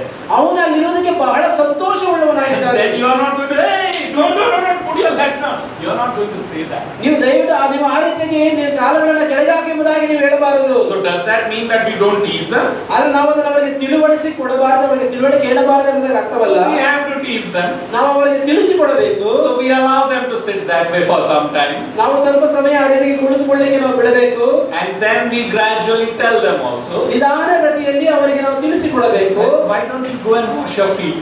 ನೀವು ಯಾಕೆ ಹೋಗಿ ನಿಮ್ಮ ಕಾಲುಗಳನ್ನು ತೊಳೆದುಕೊಂಡು ಬರಬಾರದು? They will be very happy to do that. ಅವರು ಹೋಗಿ ಅದನ್ನು ಮಾಡಲಿಕ್ಕೆ ಬಹಳ ಸಂತೋಷವುಳ್ಳವರಾಗಿದ್ದಾರೆ. Then we gradually teach them. ನಿಧಾನಗತಿಯಲ್ಲಿ ಅವರಿಗೆ ನಾವು ತಿಳಿಸಿಕೊಡಬಹುದು. That in the civilized world people don't sit like that. ಈ ಒಂದು ನಾಗರಿಕತೆವಾಗಿರುವಂತಹ ಕಾಲಘಟ್ಟದಲ್ಲಿ ಈ ರೀತಿಯಾಗಿ ಜನರು ಕುಳಿತುಕೊಳ್ಳುವುದಿಲ್ಲ. It is not because my sofa is getting dirty. Let it get dirty. ಅದು ಸೋಫಾವನ್ನು ಕೊಳೆಯಾಗತ್ತೆ ಎಂಬುದಾಗಲ್ಲ, ಅದು ಕೊಳೆಯಾಗಲಿ. Your sofa can be clean. ನೀವು ಸೋಫಾ ಬೇಕಾದ್ರೆ ಅದನ್ನು ಶುದ್ಧ ಮಾಡಬಹುದು. But the hurt will be difficult to heal. ಆದರೆ ಆ ವ್ಯಕ್ತಿಗಾದಂತಹ ನೋವು ಅದನ್ನು ಸರಿಪಡಿಸಲಿಕ್ಕೆ ಸಾಧ್ಯವಿಲ್ಲ. Loving is expensive. ಅದರ ಪ್ರೀತಿ ಅದು ಬೆಲೆ ಉಳ್ಳದ್ದು. You want to get them to your level. ಅವರನ್ನ ನಿಮ್ಮ ಲೆವೆಲ್ಗೆ ನೀವು ತರಬೇಕು. In Ephesians says that God has raised us and seated us in ಆತನು ನಮ್ಮನ್ನು ಎಬ್ಬಿಸಿದ ಪರಲೋಕದಲ್ಲಿ ನಮ್ಮ ಜೊತೆಯಲ್ಲಿ ಕುಂಡ್ರಿಸಿದ್ದಾನೆ. It's much better than $1 million sofas. ಅದು ಎಷ್ಟೋ ದಶಲಕ್ಷಗಳ ಬೆಲೆ ಉಳ್ಳದ ಸೋಫಾಗಿಂತ ಉತ್ತಮವಾದದ್ದು. Oh, he has raised us not just to a sofa but eternity in heaven. ಆತನು ನಮ್ಮನ್ನು ಎಬ್ಬಿಸಿದ್ದು ಈ ಒಂದು ಸೋಫಾದಿಂದಲ್ಲ, ಅದು ನಿತ್ಯತ್ವದಲ್ಲಿ ಎಬ್ಬಿಸಿ ನಮ್ಮನ್ನು ಕುಂಡ್ರಿಸಿದ್ದಾನೆ. And what are we concerned about? ಅದು ನಾವು ಚಿಂತನೆ ಮಾಡುವುದೇನು? Some nonsense sofa. ಅದು ಪ್ರಯೋಜನಕ್ಕೆ ಬಾರದಂತಹ ಸೋಫಾದ ಕುರಿತು. How is he going to sit there? ಅದರಲ್ಲಿ ಹೇಗೆ ಅವರು ಕುಳಿತುಕೊಳ್ತಾರೆ? You need to lift them. ನೀವು ಅವರನ್ನ ಎತ್ತಬೇಕು. So when believers when we started going to the villages, ನಾವು ವಿಶ್ವಾಸಿಗಳು ಅಲ್ಲಿರುವಂತಹ ಹಳ್ಳಿಗಳಿಗೆ ಹೋಗುವ ಭೇಟಿ ಮಾಡುವಾಗ 6 months to 1 year they never knew where I was staying and where I was coming from. ನಾನು 6 ತಿಂಗಳು 1 ವರ್ಷದ ಕಾಲ ನಾನು ಎಲ್ಲಿಂದ ಬಂದೆ ಎಂಬುದಾಗಿ ಅವರಿಗೆ ತಿಳಿಯುವುದಿಲ್ಲ. I would sleep with them on their this what do you call that? On the floor, on the mat. Yeah. ಆ ಒಂದು ಕೆಳಗಿರುವಂತಹ ಒಂದು ಚಾಪೆ ಮೇಲೆ ನಾನು ಮಲಗಿರುವಾಗ ಮಲಗುತ್ತೇನೆ. And I would go and eat whatever they offer me. ಅವರು ನನಗೆ ಏನನ್ನ ಕೊಡ್ತಾರೋ ಆ ಸಂಗತಿಗಳನ್ನು ಆಹಾರವಾಗಿ ಸೇವಿಸುತ್ತೇನೆ. Whatever they offer me. ಅವರು ಏನೇನು ನನಗೆ ಕೊಡ್ತಾರೋ ಅಂತ ಯಾವುದೇ ಕೊಟ್ಟರು ನಾನು ಅದನ್ನು ಸ್ವೀಕರಿಸುತ್ತೇನೆ. So I would eat that. ನಾನು ಅದನ್ನ ಆಹಾರವನ್ನು ಸೇವಿಸುತ್ತಿದ್ದೆ. And after some time, ಕೆಲವು ಸಮಯಗಳಾದ ಮೇಲೆ they came to my house. ಅವರು ನಮ್ಮ ಮನೆಗೆ ಬಂದರು. So I made them sit at the dining table. ನಾನು ಅವರಿಗೆ ಒಂದು ಭೋಜನ ಮಾಡುವಂತಹ ಟೇಬಲ್ ಮೇಲೆ ಕುಳಿಸಿಕೊಂಡೆ. हम लोग यहाँ नीचे ಅವರು ಇಲ್ಲ ಸಹೋದರ, ನಾವು ಇಲ್ಲಿ ಕೆಳಗೆ ಕುಳಿತುಕೊಳ್ತೇವೆ ಎಂಬುದಾಗಿ ಹೇಳಿದರು. No, you are not sitting there. You are sitting with me at my table. ನೀವು ನನ್ನ ಜೊತೆಯಲ್ಲಿ ನನ್ನ ಭೋಜನದ ನೀವು ಟೇಬಲ್ ಮೇಲೆ ಕುಳಿತುಕೊಳ್ಳಬೇಕು. They are not comfortable because they have never sat at a table. ಅವರು ಸರಿಯಾದಂತ ಅನುಕೂಲವಾಗಿರಲಿಲ್ಲ, ಯಾಕಂದ್ರೆ ಅವರು ಇಲ್ಲಿಯ ತನಕ ಆ ರೀತಿಯಾದ ಟೇಬಲ್ ಅಲ್ಲಿ ಅವರು ಕುಳಿತಿರಲಿಲ್ಲ. And then they sit. ಅವರು ಕುಳಿತುಕೊಂಡರು. And then I tell them, ನಾನು ಅವರಿಗೆ ಹೇಳಿದೆ, when I come to the villages, ನಾನು ನಿಮ್ಮ ಹಳ್ಳಿಗಳಿಗೆ ಬಂದಾಗ you all serve me again and again and again. ನೀವು ನನಗೆ ಬಿಡದೆ ಮತ್ತೆ ನನಗೆ ಆಹಾರವನ್ನು ಬಡಿಸಿದ್ರಿ. They will ensure that they feed me and the food comes out of my nose. ಅವರು ಯಾವ ರೀತಿಯಾಗಿ ಬಡಿಸಿದರೆ ನನ್ನ ಮೂಗಿನಿಂದ ಆಹಾರ ಹೊರಗೆ ಬರಬೇಕು ಅಷ್ಟು ಮಾತ್ರಕ್ಕೆ ನನಗೆ ಅವರು ಆಹಾರವನ್ನು ಬಡಿಸಿದರು. They love me. ಅವರು ಖಂಡಿತವಾಗಿ ಬಹಳವಾಗಿ ಅವರು ನನ್ನನ್ನು ಪ್ರೀತಿಸುತ್ತಾರೆ. Love them. ನಾನು ಸಹ ಅವರನ್ನು ಪ್ರೀತಿಸುತ್ತೇನೆ. And you know, when they come home, ಅವರು ನಮ್ಮ ಮನೆಗೆ ಬಂದಾಗ they sit with me in the table. ಅವರು ನನ್ನ ಒಂದು ಅವ್ರ ಟೇಬಲ್ ಅಲ್ಲಿ ಕುಳಿತುಕೊಳ್ಳುವಾಗ And then they ask me after some time, after they have, and when they are eating, I tell them that when you're here, ನೀವು ಇಲ್ಲಿರುವ, ನಾನು ಅವ್ರಿಗೆ ಹೇಳ್ತೇನೆ, ಮೇಜಿನ ಮೇಲೆ ಕುಳಿತಾಗ ನೀವು ಇಲ್ಲಿರುವಾಗ my wife would cook an elaborate meal. ನನ್ನ ಪತ್ನಿ ಅದು ಬಹಳ ಹೆಚ್ಚಾದಂತ ಮಟ್ಟದಲ್ಲಿ ಆಹಾರವನ್ನು ಪ್ರಿಪೇರ್ ಮಾಡಿದ್ದಾರೆ. And we would tell them, ನಾನು ಅವರಿಗೆ ಹೇಳ್ತೇನೆ, we are not going to serve you. ನಾವು ನಿಮಗೆ ಬಡಿಸುವುದಿಲ್ಲ. There is enough food. ಅಲ್ಲಿ ಬಹಳ ಹೆಚ್ಚಿನ ಆಹಾರವಿದೆ. You have to take for yourself. ನೀವು ನಿಮಗಾಗಿ ನೀವು ಬಡಿಸಿಕೊಳ್ಳ್ರಿ. Eat as much as you want. ನಿಮಗೆ ಎಷ್ಟು ಸಾಧ್ಯವೋ ಅಷ್ಟು ಆಹಾರವನ್ನು ಸೇವಿಸಿರಿ. But we won't force you. But ನಾವು ನಿಮಗೆ ಅದನ್ನ ಫೋರ್ಸ್ ಮಾಡುವುದಿಲ್ಲ. But please eat as much as you want. ನಿಮಗೆ ಎಷ್ಟು ಸಾಧ್ಯವಾಗುತ್ತದೋ ಅಷ್ಟು ಆಹಾರವನ್ನು ಸೇವಿಸಿರಿ. You know, and our village people, they eat really well. ನನ್ನ ಒಂದು ಹಳ್ಳಿಯ ಜನರು ಬಹಳ ಹೆಚ್ಚಾಗಿ ಆಹಾರವನ್ನು ಸೇವಿಸುತ್ತಾರೆ. You know, we probably would take so much of rice. ನಾವು ಒಂದು ವೇಳೆ ಸ್ವಲ್ಪ ಮಟ್ಟಿಗೆ ಆಹಾರವನ್ನು ಸೇವಿಸಿಕೊಳ್ಳಬಹುದು. And probably if you are a Malayali, we may take one fish, piece of fish. ಒಂದು ವೇಳೆ ನಾವು ಮಳೆಯಾಗಿದ್ರೆ ಒಂದು ಪೀಸಿನ ಮೀನಿನ ತುಂಡನ್ನು ತಗೊಳ್ಳಬಹುದು. Or probably maximum 2 pieces also. ಹೆಚ್ಚಾದರೆ 2 piece. But you know, when they come, ಅವರು ಬರುವಾಗ my wife has cooked elaborately. ನನ್ನ ಸಹೋದರಿ ಪತ್ನಿಯವರು ಹೆಚ್ಚಾಗಿ ಅವರು ಆಹಾರವನ್ನು ಸಿದ್ಧ ಮಾಡಿದ್ದಾರೆ. They will not take one piece. ಅವರು ಒಂದು ಪೀಸ್ ಒಂದು ತುಂಡನ್ನು ತಗೊಳ್ಳುವುದಿಲ್ಲ. They will serve it like chicken. ಅವರು ಚಿಕನ್ ಹಾಗೆ ಅವರು ಎತ್ತಿ ಪೂರ್ತಿಯಾಗಿ ಬಡಿಸಿಕೊಳ್ಳುತ್ತಾರೆ. 5-6 pieces.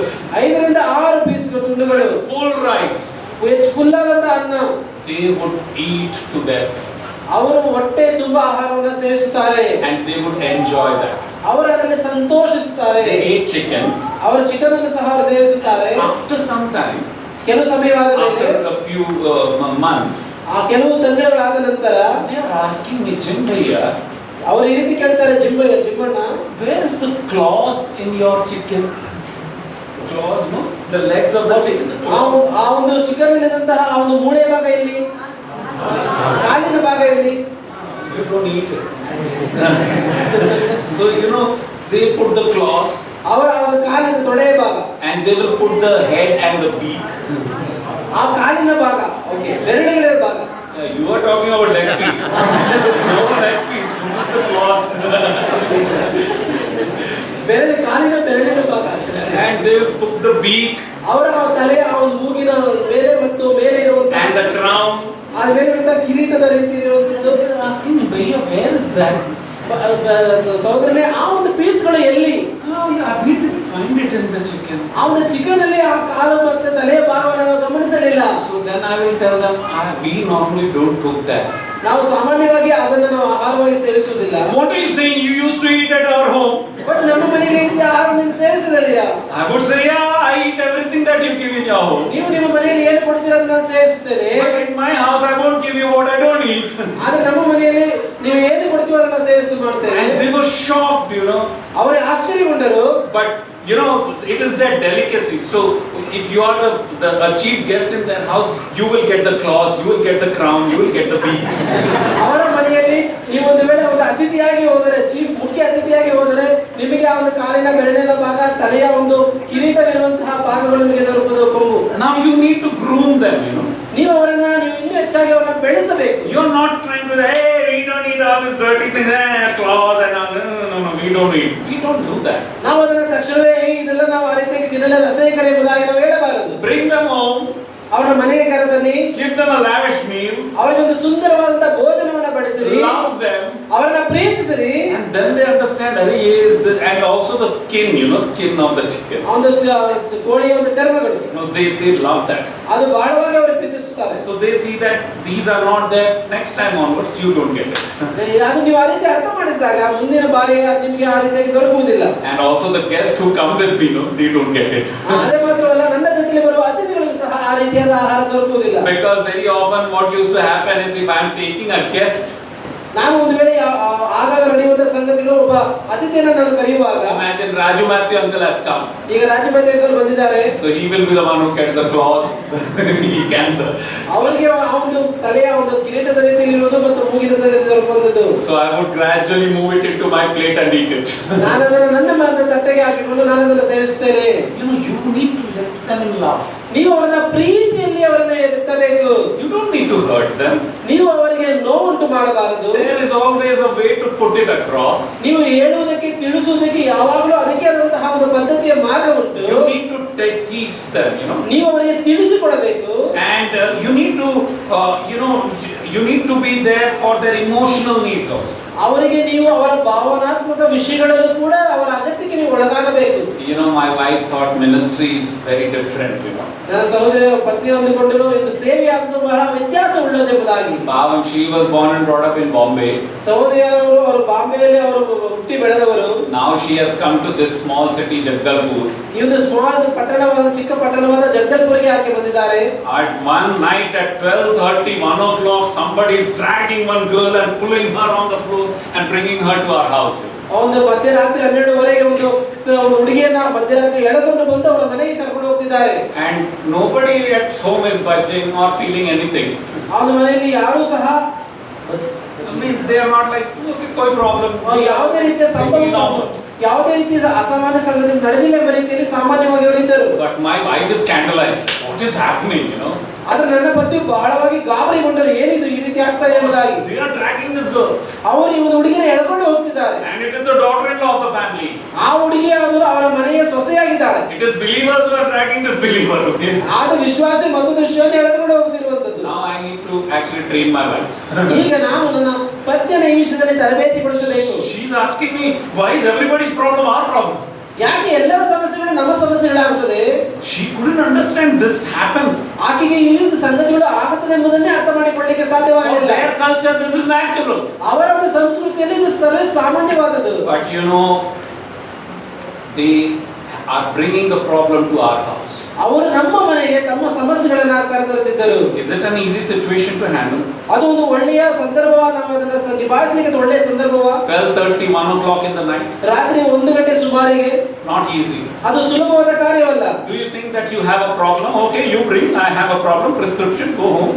ನೀವು ಈ ರೀತಿಯಾಗಿ ನೀವು ಸಮಸ್ಯೆ ಕರೆತರೆ ನಾನು ಬರೆದು ಕೊಡ್ತೇನೆ ಎಂಬುದಾಗಿ ಹೇಳಲಿಕ್ಕೆ ಸಾಧ್ಯವಾ? Family issues don't work on prescriptions. ಈ ಒಂದು ಕುಟುಂಬದ ಸಮಸ್ಯೆಗಳು ಆ ಒಂದು ಬರೆದು ಕೊಡುವ ಪ್ರಿಸ್ಕ್ರಿಪ್ಷನ್ ಅಲ್ಲಿ ಸಾಲ್ವ್ ಆಗುವುದಿಲ್ಲ. You know, you need to kneel before the Lord. ನಾವು ಕರ್ತನ ಮುಂದೆ ಮೊಣಕಾಲು ಹೊರಬೇಕು. Cry and sort out those issues. ಅಳುತ್ತಾ ಕೈಯುಂಟು ಸಂಗತಿಗಳನ್ನು ನಾವು ನಿಭಾಯಿಸಬೇಕು. And solve them. ಅವರಿಗೆ ಆ ವಿಷಯಗಳನ್ನು ನಾವು ಅರ್ಥ ಮಾಡಿಸಬೇಕು. They have brought that issue to your house because they expect that there will be a solution. ಅವರು ನಮ್ಮ ಮನೆಗೆ ಒಂದು ಸಮಸ್ಯೆಯನ್ನು ಕರೆತರುವಾಗ ಅವರು ಎದುರು ನೋಡುವುದು ಇದಕ್ಕೊಂದು ಪರಿಹಾರ ದೊರಕುತ್ತದೆ ಎಂಬುದಾಗಿ. You know, that is what love, agape love means. ಅದನ್ನೇ ಅಗಾಪೆ ಪ್ರೀತಿ ಎಂಬುದಾಗಿ It is ಕರೆಯುವುದು. unconditional. ಅದಕ್ಕೆ ಯಾವುದೇ ಷರತ್ತುಗಳಿಲ್ಲ. You may not get time to sleep ನಿಮಗೆ ಒಂದು ವೇಳೆ ನಿದ್ದೆ ಮಾಡಲಿಕ್ಕೆ ಸಮಯ ದೊರಕದು. because they are totally dependent on you emotionally. ಅವರು ಭಾವನಾತ್ಮಕವಾಗಿ ಸಂಪೂರ್ಣವಾಗಿ ನಿಮ್ಮ ಮೇಲೆ ಅವರು ಹಾಕಿಕೊಂಡಿರುತ್ತಾರೆ. You know, there was one incident that happened which shook us. ಒಂದು ಸಂಗತಿಯು ನಮ್ಮನ್ನ ಅಲುಗಾಡಿಸಿತು. There were many incidents like that, but I would like to tell you how emotionally they are connected. ಅಲ್ಲಿ ಅನೇಕ ಸಂಗತಿಗಳು ಸಂಭವಗಳು ಆಯಿತು. ಅದರ ಒಂದು ಘಟನೆ ನಾನು ವಿವರಿಸುತ್ತೇನೆ, ಅದು ಹೇಗೆ ನಮ್ಮನ್ನು ಅಲುಗಾಡಿಸಿತು ಎಂಬುದಾಗಿ. There is this brother Dinu. ಅಲ್ಲಿ ಒಬ್ಬ ದೀನು ಎಂಬುದಾಗಿ ಸಹೋದರರಿದ್ದಾರೆ. He had lost 3 children. ಅವರಿಗೆ 3 ಮಕ್ಕಳನ್ನು ಕಳ್ಕೊಂಡರು. He came and when he came to me, ಅವರು ನನ್ನ ಬಳಿಗೆ ಬಂದಾಗ he said, Jimbia, the witch doctor says that this child is also going to die. ಜಿಂಬಯ್ಯ, ಯಾವ ಡಾಕ್ಟರ್ ಯಾವ ವೈದ್ಯನು ಈ ಮಗನು ಕೂಡ ಸತ್ತು ಹೋಗ್ತಾನೆ ಎಂಬುದಾಗಿ ಹೇಳ್ತಾರೋ. And but you know, if your God can save this child, I'll believe in your God. ಈಗ ನಿನ್ನ ದೇವರು ಈ ಮಗುವನ್ನು ಕಾಪಾಡುವುದಾದರೆ ನಾನು ನಿನ್ನ ದೇವರಲ್ಲಿ ನಂಬಿಕೆ ಇಡುತ್ತೇನೆ. I told him, I challenge you that my God will save this child. ನಾನು ಅವರಿಗೆ ಸವಾಲನ್ನು ಕೊಟ್ಟು ಈ ಒಂದು ಮಗುವನ್ನು ದೇವರು ಖಂಡಿತವಾಗಿ ಕಾಪಾಡುತ್ತಾನೆ ಎಂಬುದಾಗಿ ಹೇಳಿದನು. I'm challenging you that nothing can take this child's life away. ನಾನು ನಿಮಗೆ ಸವಾಲನ್ನು ಹೇಳ್ತೇನೆ, ಈ ಒಂದು ಮಗುವಿನ ಜೀವನ ಎತ್ತಿಕೊಳ್ಳಲಿಕ್ಕೆ ಯಾವುದರಿಂದಲೂ ಸಾಧ್ಯವಿಲ್ಲ. And you know, we prayed. ನಾವು ಪ್ರಾರ್ಥನೆ ಮಾಡಿದೆವು. The churches prayed. ಸಭೆಯು ಪ್ರಾರ್ಥನೆ ಮಾಡಿತು. And the family is very scared. ಅಲ್ಲಿರುವಂತಹ ಕುಟುಂಬಗಳು ಬಹಳವಾಗಿ ಭಯಗೊಂಡರು. 9 months complete. 9 ತಿಂಗಳಾಯಿತು. A beautiful baby girl was born. ಒಂದು ಸುಂದರವಾದ ಹೆಣ್ಣಿನ ಮಗು ಹುಟ್ಟಿತು. We named her Salome. ಅವರ ಹೆಸರು ಸಲೋಮಿ ಎಂಬುದಾಗಿ ಹೆಸರಿಟ್ಟೆವು. Salome is still living. ಸಲೋಮಿ ಈಗಲೂ ಜೀವಿಸುತ್ತಿದ್ದಾಳೆ. She is a beautiful girl. ಆಕೆ ಒಂದು ಸುಂದರವಾದಂತಹ ಹುಡುಗಿ. And you know, but what happened after that? They even again, you know, they conceived. ನಂತರ ಮತ್ತೆ ಆಕೆ ಗರ್ಭವತಿಯಾದಾಗ And that day I had reached home at around 12:30 in the night, very tired. ನಾವು ಆ ದಿನ ರಾತ್ರಿ 12 ನನ್ನ ಮನೆಗೆ ಹೋದೆ, ಬಹಳವಾಗಿ ಆಯಾಸಗೊಂಡಿದ್ದೆ. I told Priscilla, done. I'm going to bed. ಪ್ರಿಸಿಲಾ, ಈಗ ಆಗ್ತಾ ಇಲ್ಲ, ನಾನು ಮನೆಗೆ ಹೋಗಿ ಮಲಗ್ತೇನೆ, ನಾನು ರೂಮಲ್ಲಿ ಹೋಗಿ ಮಲಗ್ತೇನೆ. I just lay down. ನಾನು ಅಲ್ಲಿ ಮಲಗಿದೆ. And you know, then the phone rings. ಆಗ ಮತ್ತೆ ಫೋನ್ ಬಂತು. Bhaiya, our child is very serious. Bhaiya, ನನ್ನ ಒಂದು ಮಗು ಅದು ಬಹಳ ಗಂಭೀರವಾದ ಸ್ಥಿತಿಯಲ್ಲಿದೆ. And we have named that child Saul. ಆ ಮಗುವಿನ ಹೆಸರು ನಾವು ಸೌಲ್ ಎಂಬ ಹೆಸರನ್ನು ಕೊಟ್ಟೆವು. Saul is very serious. ಸೌಲ್ ಈಗಾಗಲೇ ಬಹಳ ಒಂದು ಗಂಭೀರವಾದ ಸ್ಥಿತಿಯಲ್ಲಿದ್ದಾನೆ. We are at the hospital. ನಾವೀಗ ಹಾಸ್ಪಿಟಲ್ ಅಲ್ಲಿ ಇದ್ದೇವೆ. Can you please come? ನೀವು ಈಗ ಬರ್ಲಿಕ್ಕೆ ಸಾಧ್ಯವಾ? You know, they don't have anybody emotionally to be dependent on. ಅವರು ಭಾವನಾತ್ಮಕವಾಗಿ ಯಾರ ಮೇಲೆ ಆತುಕೊಳ್ಳಿಕ್ಕೆ ಅವರಿಗೆ ಯಾರು ಸಹ ಇಲ್ಲ. Your broad body is breaking. ನಿಮ್ಮ ದೇಹದ ಅಲುಗಾಡುತ್ತಿದೆ. You have just laid down. ಈಗ ತಾನೇ ನಾವು ಮಲಗಿದರೆ You don't remember any of those things. ಆದ್ರೆ ಯಾವ ಸಂಗತಿಗಳು ನಮಗೆ ನೆನಪಿಲ್ಲ. Get out of your bed. ಸ್ವಲ್ಪ ಹಾಸಿಗೆಯಿಂದ ಎದ್ದು Priscilla and me, we take the bike and we go to the hospital. ನಾನು ಮತ್ತು ನನ್ನ ಪತ್ನಿಯು ಬೈಕ್ ಅನ್ನು ತಗೊಂಡು ಹಾಸ್ಪಿಟಲ್ಗೆ ಹೋಗಿ ಭೇಟಿ ಮಾಡಿದೆವು. And we are there throughout the night. ಆ ರಾತ್ರಿ ಪೂರ್ತಿ ಅಲ್ಲೇ ಉಳ್ಕೊಂಡೆವು. And early morning, the child passes away in our hands. ಆ ಒಂದು ಅತಿ ಮುಂಜಾನೆಯಲ್ಲಿ ಆ ಒಂದು ಮಗುವಾದದ್ದು ಅದು ಮರಣ ಹೊಂದಿತ್ತು. You know, we honestly were praying that child is sick. ನಾವು ಬಹಳ ಆಸಕ್ತಿಯಿಂದ ಆ ಮಗು ಹೇಗಾದರೂ ಬದುಕಬೇಕೆಂಬುದಾಗಿ ನಾವು ಪ್ರಾರ್ಥನೆ ಮಾಡಿದೆವು. The doctors put every of their efforts some way they could say. ಎಷ್ಟು ಸಾಧ್ಯವಾಗುತ್ತೋ ಅಷ್ಟು ಸಾಧ್ಯದ ಮಟ್ಟಿಗೆ ವೈದ್ಯರು ತಮ್ಮ ಕಾರ್ಯಗಳನ್ನು ಅವರು ಚುರುಕುಗೊಳಿಸಿ ಮಾಡಿದರು. And you know, we carried that dead child back to the village. ಆ ಒಂದು ಮರಣ ಹೊಂದಿದಂತಹ ಮಗುವನ್ನು ನಾವು ಮನೆಗೆ ಹಿಂದಿರುಗಿ ತಂದೆವು. And then you know, this just didn't stop. They lost even 2 more. ಅವರು ಅಲ್ಲಿಗೆ ನಿಲ್ಲಿಲ್ಲ, ಮತ್ತೆ ಇನ್ನೆರಡು ಮಕ್ಕಳನ್ನು ಅವರು ಕಳೆಕೊಂಡರು. You know, in the third funeral, ಆ ಮೂರನೆಯ ಆ ಒಂದು ಶವ ಸಂಸಾರದಲ್ಲಿ I told the rest of my brethren, ನಾನು ನನ್ನ ಉಳಿದ ಇತರ ಸಹೋದರರಿಗೆ ಹೇಳಿದೆ, I don't know what to speak. ನಾನು ಏನು ಮಾತಾಡೋದು ಎಂಬುದಾಗಿ ನನಗೆ ಗೊತ್ತಾಗ್ತಾ ಇಲ್ಲ. I don't know what to comfort. ನಾನು ಅವರನ್ನು ಯಾವ ರೀತಿಯಲ್ಲಿ ಆದರಣೆ ಮಾಡಬೇಕೆಂಬುದಾಗಿ ನನಗೆ ಗೊತ್ತಾಗ್ತಾ ಇಲ್ಲ. Brothers, can one of you please speak to them? ಆದರೆ ಅದರ ಸಹೋದರ, ನಿಮ್ಮಲ್ಲಿ ಯಾರಾದರೂ ಒಬ್ಬರು ಇವತ್ತು ಮಾತನಾಡ್ರಿ. You know, with what words will I comfort? ನಾನು ಯಾವ ಮಾತುಗಳಿಂದ ನಾನು ಅವರನ್ನು ಆದರಣೆಗೊಳಿಸಲಿ? But in agape love, ಆ ಒಂದು ಅಗಾಪೆ ಪ್ರೀತಿಯಲ್ಲಿ just want to love them and be with them. ನಾವು ಅವರನ್ನ ಪ್ರೀತಿಸಬೇಕು, ಅವರ ಜೊತೆಯಲ್ಲಿರಬೇಕು. I am the one who has to lay that body and the physical body to rest. ಆ ಒಂದು ಮಗುವನ್ನ ಆ ಒಂದು ವಿಶ್ರಾಂತಿಗೊಳಿಸಲಿಕ್ಕಾಗಿ ಆ ಒಂದು ಅದನ್ನ ಮೂಡಿಲಿ ನಾನೇ ಮಾಡಿದ್ದು. You probably may not be able to keep that child alive. ಒಂದು ವೇಳೆ ನೀವು ಆ ಮಗುವನ್ನ ಜೀವಿತವಾಗಿ ಇಡ್ಲಿಕ್ಕೆ ಸಾಧ್ಯವಾಗದೇ ಇರಬಹುದು. But you need to be emotionally there, standing with them throughout the night. And you know, even if your body is breaking, you're with them, and you won't believe. I don't know where I got the strength from that we actually went through the night and through the whole issue till the burial of the child, and that was a village that you know has a lot of opposition. ಆ ಒಂದು ಪಳ್ಳಿಯಲ್ಲಿರುವಂತಹ ಅನೇಕ ವಿರೋಧಗಳಿಂದ ಮಧ್ಯದಲ್ಲಿ ಆ ರಾತ್ರಿಯಲ್ಲಿ ಬಹಳ ಆಯಾಸಗೊಂಡರು ಕೂಡ ಆ ಒಂದು ಮಗುವನ್ನ ಊಡಿಡುವ ತನಕ ಎಲ್ಲಿಂದ ನನಗೆ ಆ ಒಂದು ಬಲ ಬಂದಿದೆ ಎಂಬುದಾಗಿ ಗೊತ್ತಿಲ್ಲ, ಅಷ್ಟು ಮಟ್ಟಕ್ಕೆ ನಾನು ಆಯಾಸಗೊಂಡಿದ್ದೇನೆ. 2 Corinthians 12 and verse 15. ಎರಡನೇ ಕೊರಿಂಥದವರಿಗೆ 12ನೇ ಅಧ್ಯಾಯ 15ನೇ ವಚನ. This is one of my favorite verses quoted by Paul. ನನಗೆ ಬಹಳ ಇಷ್ಟವಾದಂತಹ ಒಂದು ಪೌಲನು ಹೇಳಿದಂತಹ ಒಂದು ವಾಕ್ಯ ಇದಾಗಿದೆ. You know, you need to love others. ನೀವು ಮತ್ತೊಬ್ಬರನ್ನ ಪ್ರೀತಿಸಬೇಕು. Love everybody in your church. ನಿಮ್ಮ ಸಭೆಯಲ್ಲಿರುವ ಪ್ರತಿಯೊಬ್ಬರನ್ನು ಪ್ರೀತಿಸಬೇಕು. Love the older ones. ನಿಮ್ಮ ಒಂದು ವಯಸ್ಕರನ್ನ ಪ್ರೀತಿಸಬೇಕು. Love the widowed ones. ನೀವು ವಿಧವೆಯರನ್ನ ಪ್ರೀತಿಸಿರಿ. Oh, love those beautiful children. ನೀವು ಒಂದು ಸುಂದರವಾದ ಮಕ್ಕಳನ್ನ ಪ್ರೀತಿಸಿರಿ. You are expected to love. ನೀವು ಆ ಒಂದು ಪ್ರೀತಿಯನ್ನೇ ಅಪೇಕ್ಷಿಸುವವರಾಗಿದ್ದೀರಿ. But how does he love in 2 Corinthians 12 and 15? 2 ಕೊರಿಂಥದವರಿಗೆ 12ನೇ ಅಧ್ಯಾಯ 15ನೇ ವಚನದಲ್ಲಿ ಇಲ್ಲಿ ಪೌಲನು ಯಾವ ರೀತಿಗೆ ಪ್ರೀತಿ ಮಾಡುತ್ತಿದ್ದಾನೆ ಎಂಬುದಾಗಿ ಬರೆದಿದ್ದಾರೆ. What does Paul say? ಇಲ್ಲಿ ಪೌಲನು ಏನನ್ನ ಉಲ್ಲೇಖಿಸುತ್ತಾನೆ? I will very gladly spend and be spent for your soul. ನಾನಂತೂ ನನಗಿರುವುದನ್ನು ನಿಮ್ಮ ಆತ್ಮ ರಕ್ಷಣೆಗೋಸ್ಕರವಾಗಿ ಅತಿ ಸಂತೋಷದಿಂದ ವೆಚ್ಚ ಮಾಡುತ್ತೇನೆ. Though the more abundantly I love you, the less I am loved. ನಾನು ನಿಮ್ಮನ್ನು ಹೆಚ್ಚಾಗಿ ಪ್ರೀತಿಸಿದರೆ ನೀವು ನನ್ನನ್ನು ಕಡಿಮೆಯಾಗಿ ಪ್ರೀತಿಸುತ್ತೀರೋ. You know, that is the love that we are expected to love. ಅಂತಹ ಪ್ರೀತಿಯನ್ನ ಪ್ರೀತಿಸಬೇಕು ಎಂಬುದನ್ನ ದೇವರು ನಮ್ಮಿಂದ ಬಯಸುತ್ತಾನೆ. It is not one where you love me, I love you. ಇದು ಒಂದು ದಾರಿಯಲ್ಲ, ನೀನು ನನ್ನನ್ನು ಪ್ರೀತಿಸಿದರೆ ಮಾತ್ರ ನಾನು ನಿನ್ನನ್ನು ಪ್ರೀತಿಸುತ್ತೇನೆ. But the word that is written there, though the more abundantly I love you, the less I am loved. ನಾನು ನಿಮ್ಮನ್ನು ಹೆಚ್ಚಾಗಿ ಪ್ರೀತಿಸಿದರೆ ನೀವು ನನ್ನನ್ನು ಕಡಿಮೆಯಾಗಿ ಪ್ರೀತಿಸುವಿರೋ. You know, that is the love that we are talking about. ಆ ಒಂದು ಪ್ರೀತಿನ ಈ ದಿವಸ ನಾವು ಮಾತಾಡುತ್ತಿದ್ದೇವೆ. You may not get that love, ಆ ಪ್ರೀತಿ ನಿಮಗೆ ತಕ್ಷಣ ದೊರಕುವುದಿಲ್ಲ, but you need to continue to love. ನೀವು ಆ ಒಂದು ಪ್ರೀತಿಯಲ್ಲಿ ಸತತವಾಗಿ ಮುಂದುವರಿಯಬೇಕು. And what does he say? ಅಲ್ಲಿ ಮುಂದೆ ಹೇಳುವಂತದೇನು? I will gladly spend.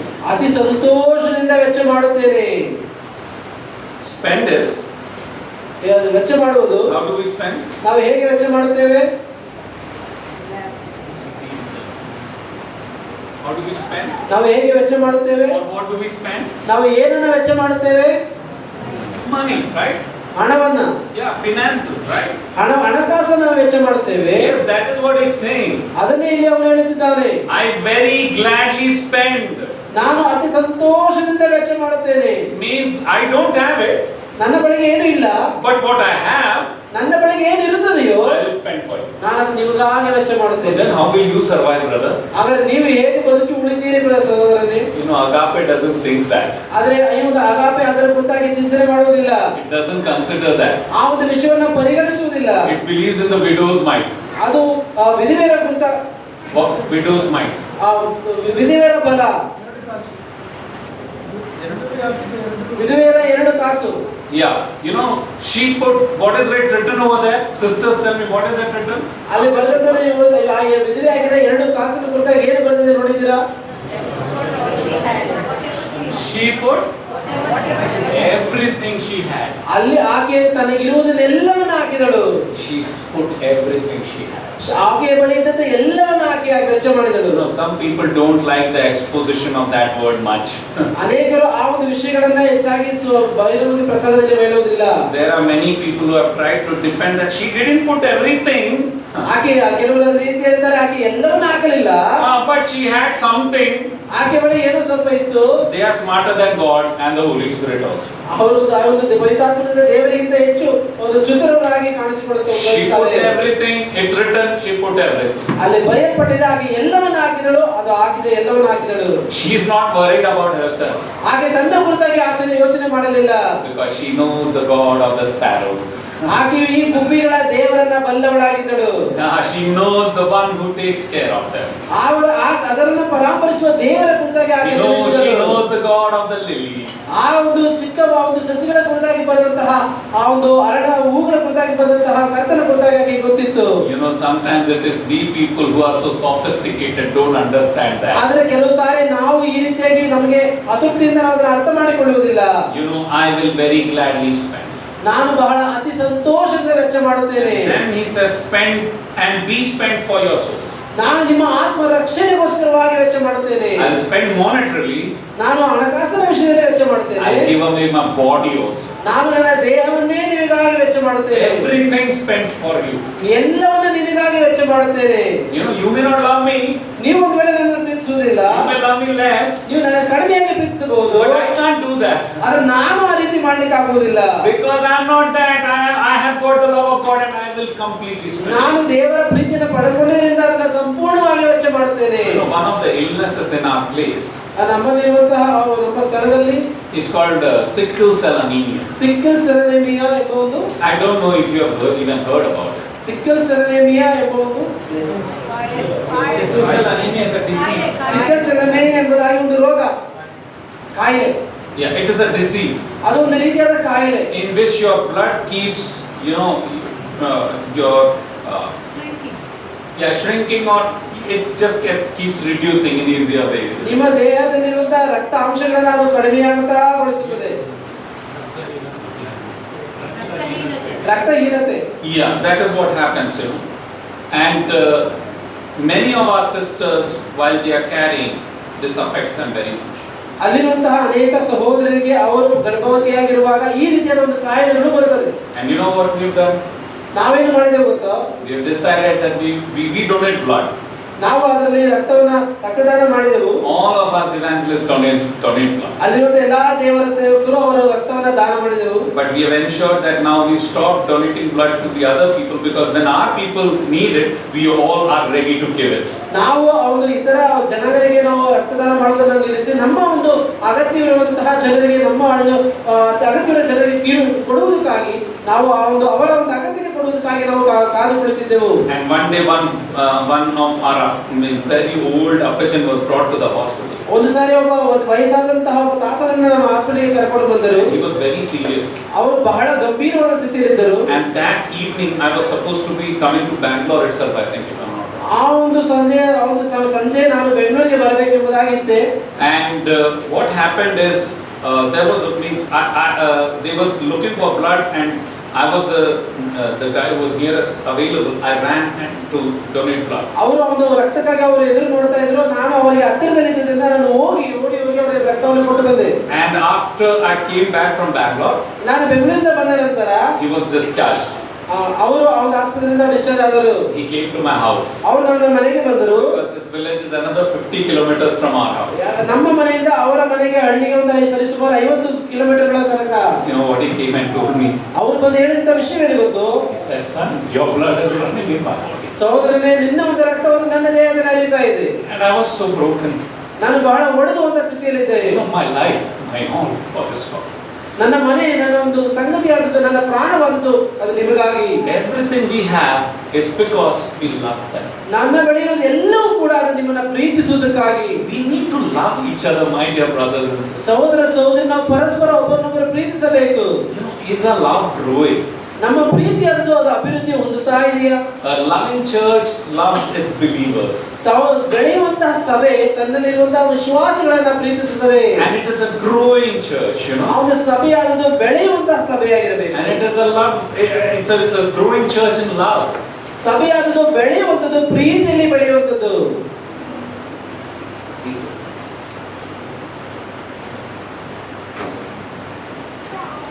So we need to grow in love. ನಾವು ಪ್ರೀತಿಯಲ್ಲಿ ಬೆಳೆಯಬೇಕು.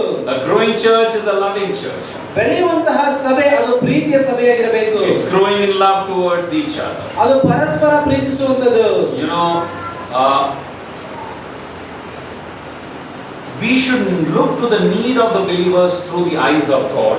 ನಾವು ದೇವರ ದೃಷ್ಟಿಯಲ್ಲಿ ವಿಶ್ವಾಸಿಗಳ ಅಗತ್ಯವನ್ನು ನೋಡಬೇಕು. So that should be our eyes. ಆ ರೀತಿಯಾಗಿ ನಮ್ಮ ದೃಷ್ಟಿಕೋನವಿರಬೇಕು. Otherwise you will be having a judgmental eye. ಆ ರೀತಿಯಾಗಿ ಇಲ್ಲದಿದ್ದರೆ ನೀವು ತೀರ್ಪಿಗೊಳಗಾಗುತ್ತೀರಿ. Because some of the times these believers make blunders, mistakes. ಕೆಲವು ಸಾರಿಗಳು ಈ ವಿಶ್ವಾಸಿಗಳು ಅನೇಕ ರೀತಿಯಾದ ವಿವಿಧ ತಪ್ಪುಗಳನ್ನು ಮಾಡುತ್ತಾರೆ. And it is you may sometimes lose your cool. ಆದರೆ ಕೆಲವು ಸಾರಿ ನಿಮ್ಮ ತಾಳ್ಮೆಯನ್ನು ನೀವು ಕಳೆದುಕೊಳ್ಳಬಹುದು.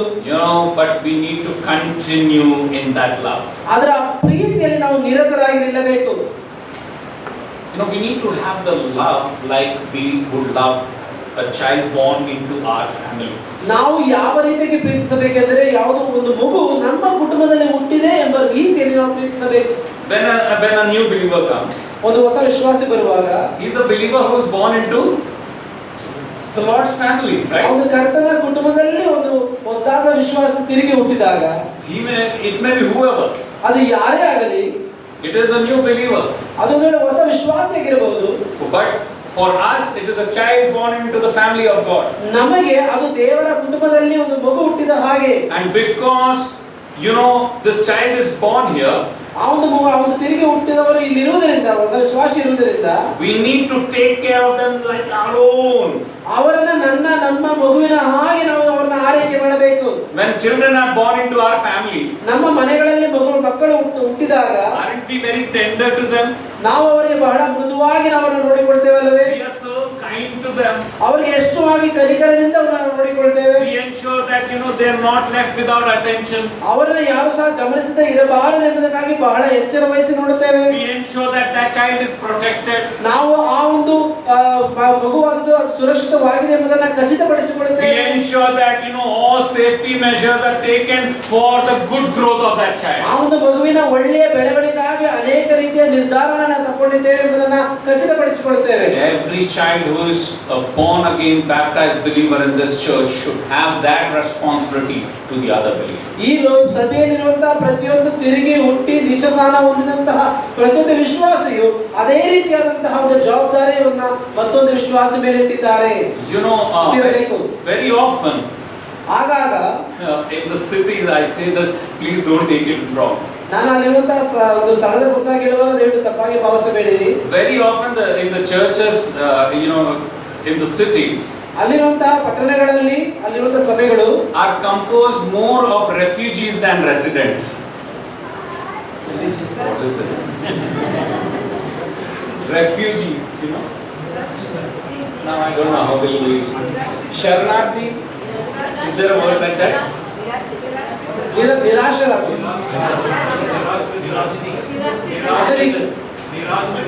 ನಿರಾಶ್ರಿತರು. Refuge? No refuge. Refugees. Refugees.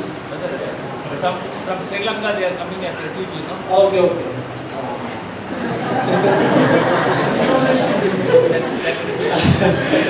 ಆಶ್ರಯವಿಲ್ಲದವರು. I'll explain that to you. ನಾನು ನಿಮಗೆ ವಿವರಿಸುತ್ತೇನೆ. Very often people who come into the city churches, ಅವರು ಆ ಒಂದು ಪಟ್ಟಣಗಳಿರುವಂತ ಸಭೆಗಳಿಗೆ ಯಾವಾಗ ಒಂದ್ಸರಿ ಬರುವಾಗ, like Brother Smith said, they will be coming from Kottayam, they will be coming from Tamil Nadu, they will be coming. They are already born again somewhere else. ಅವರು ವಿವಿಧ ಸ್ಥಳಗಳಲ್ಲಿ ಅವರು ಈಗಾಗಲೇ ತಿರುಗಿ ಹುಟ್ಟಿದ ಜನರಾಗಿದ್ದಾರೆ. ಆದ್ರೆ ಅವರು ಸಿಟಿಗಳಿಗೆ ಪಟ್ಟಣಗಳಿಗೆ ಬರುವಾಗ, now they come to this church, ಅವರು ಈ ಸಭೆಗೆ ಬರುವಾಗ they are refugees. ಅವರು refugees. Okay, they are there, they have come from somewhere else. ಅವರು ಈಗಾಗಲೇ ರಕ್ಷಣೆ ಹೊಂದಿದವರು, ಆದ್ರೆ ಅವರು ಬೇರೆ ಕಡೆಯಿಂದ ಇಲ್ಲಿಗೆ ಬರುತ್ತಾರೆ. So very often church people also don't know, oh, you are a member of this church or what?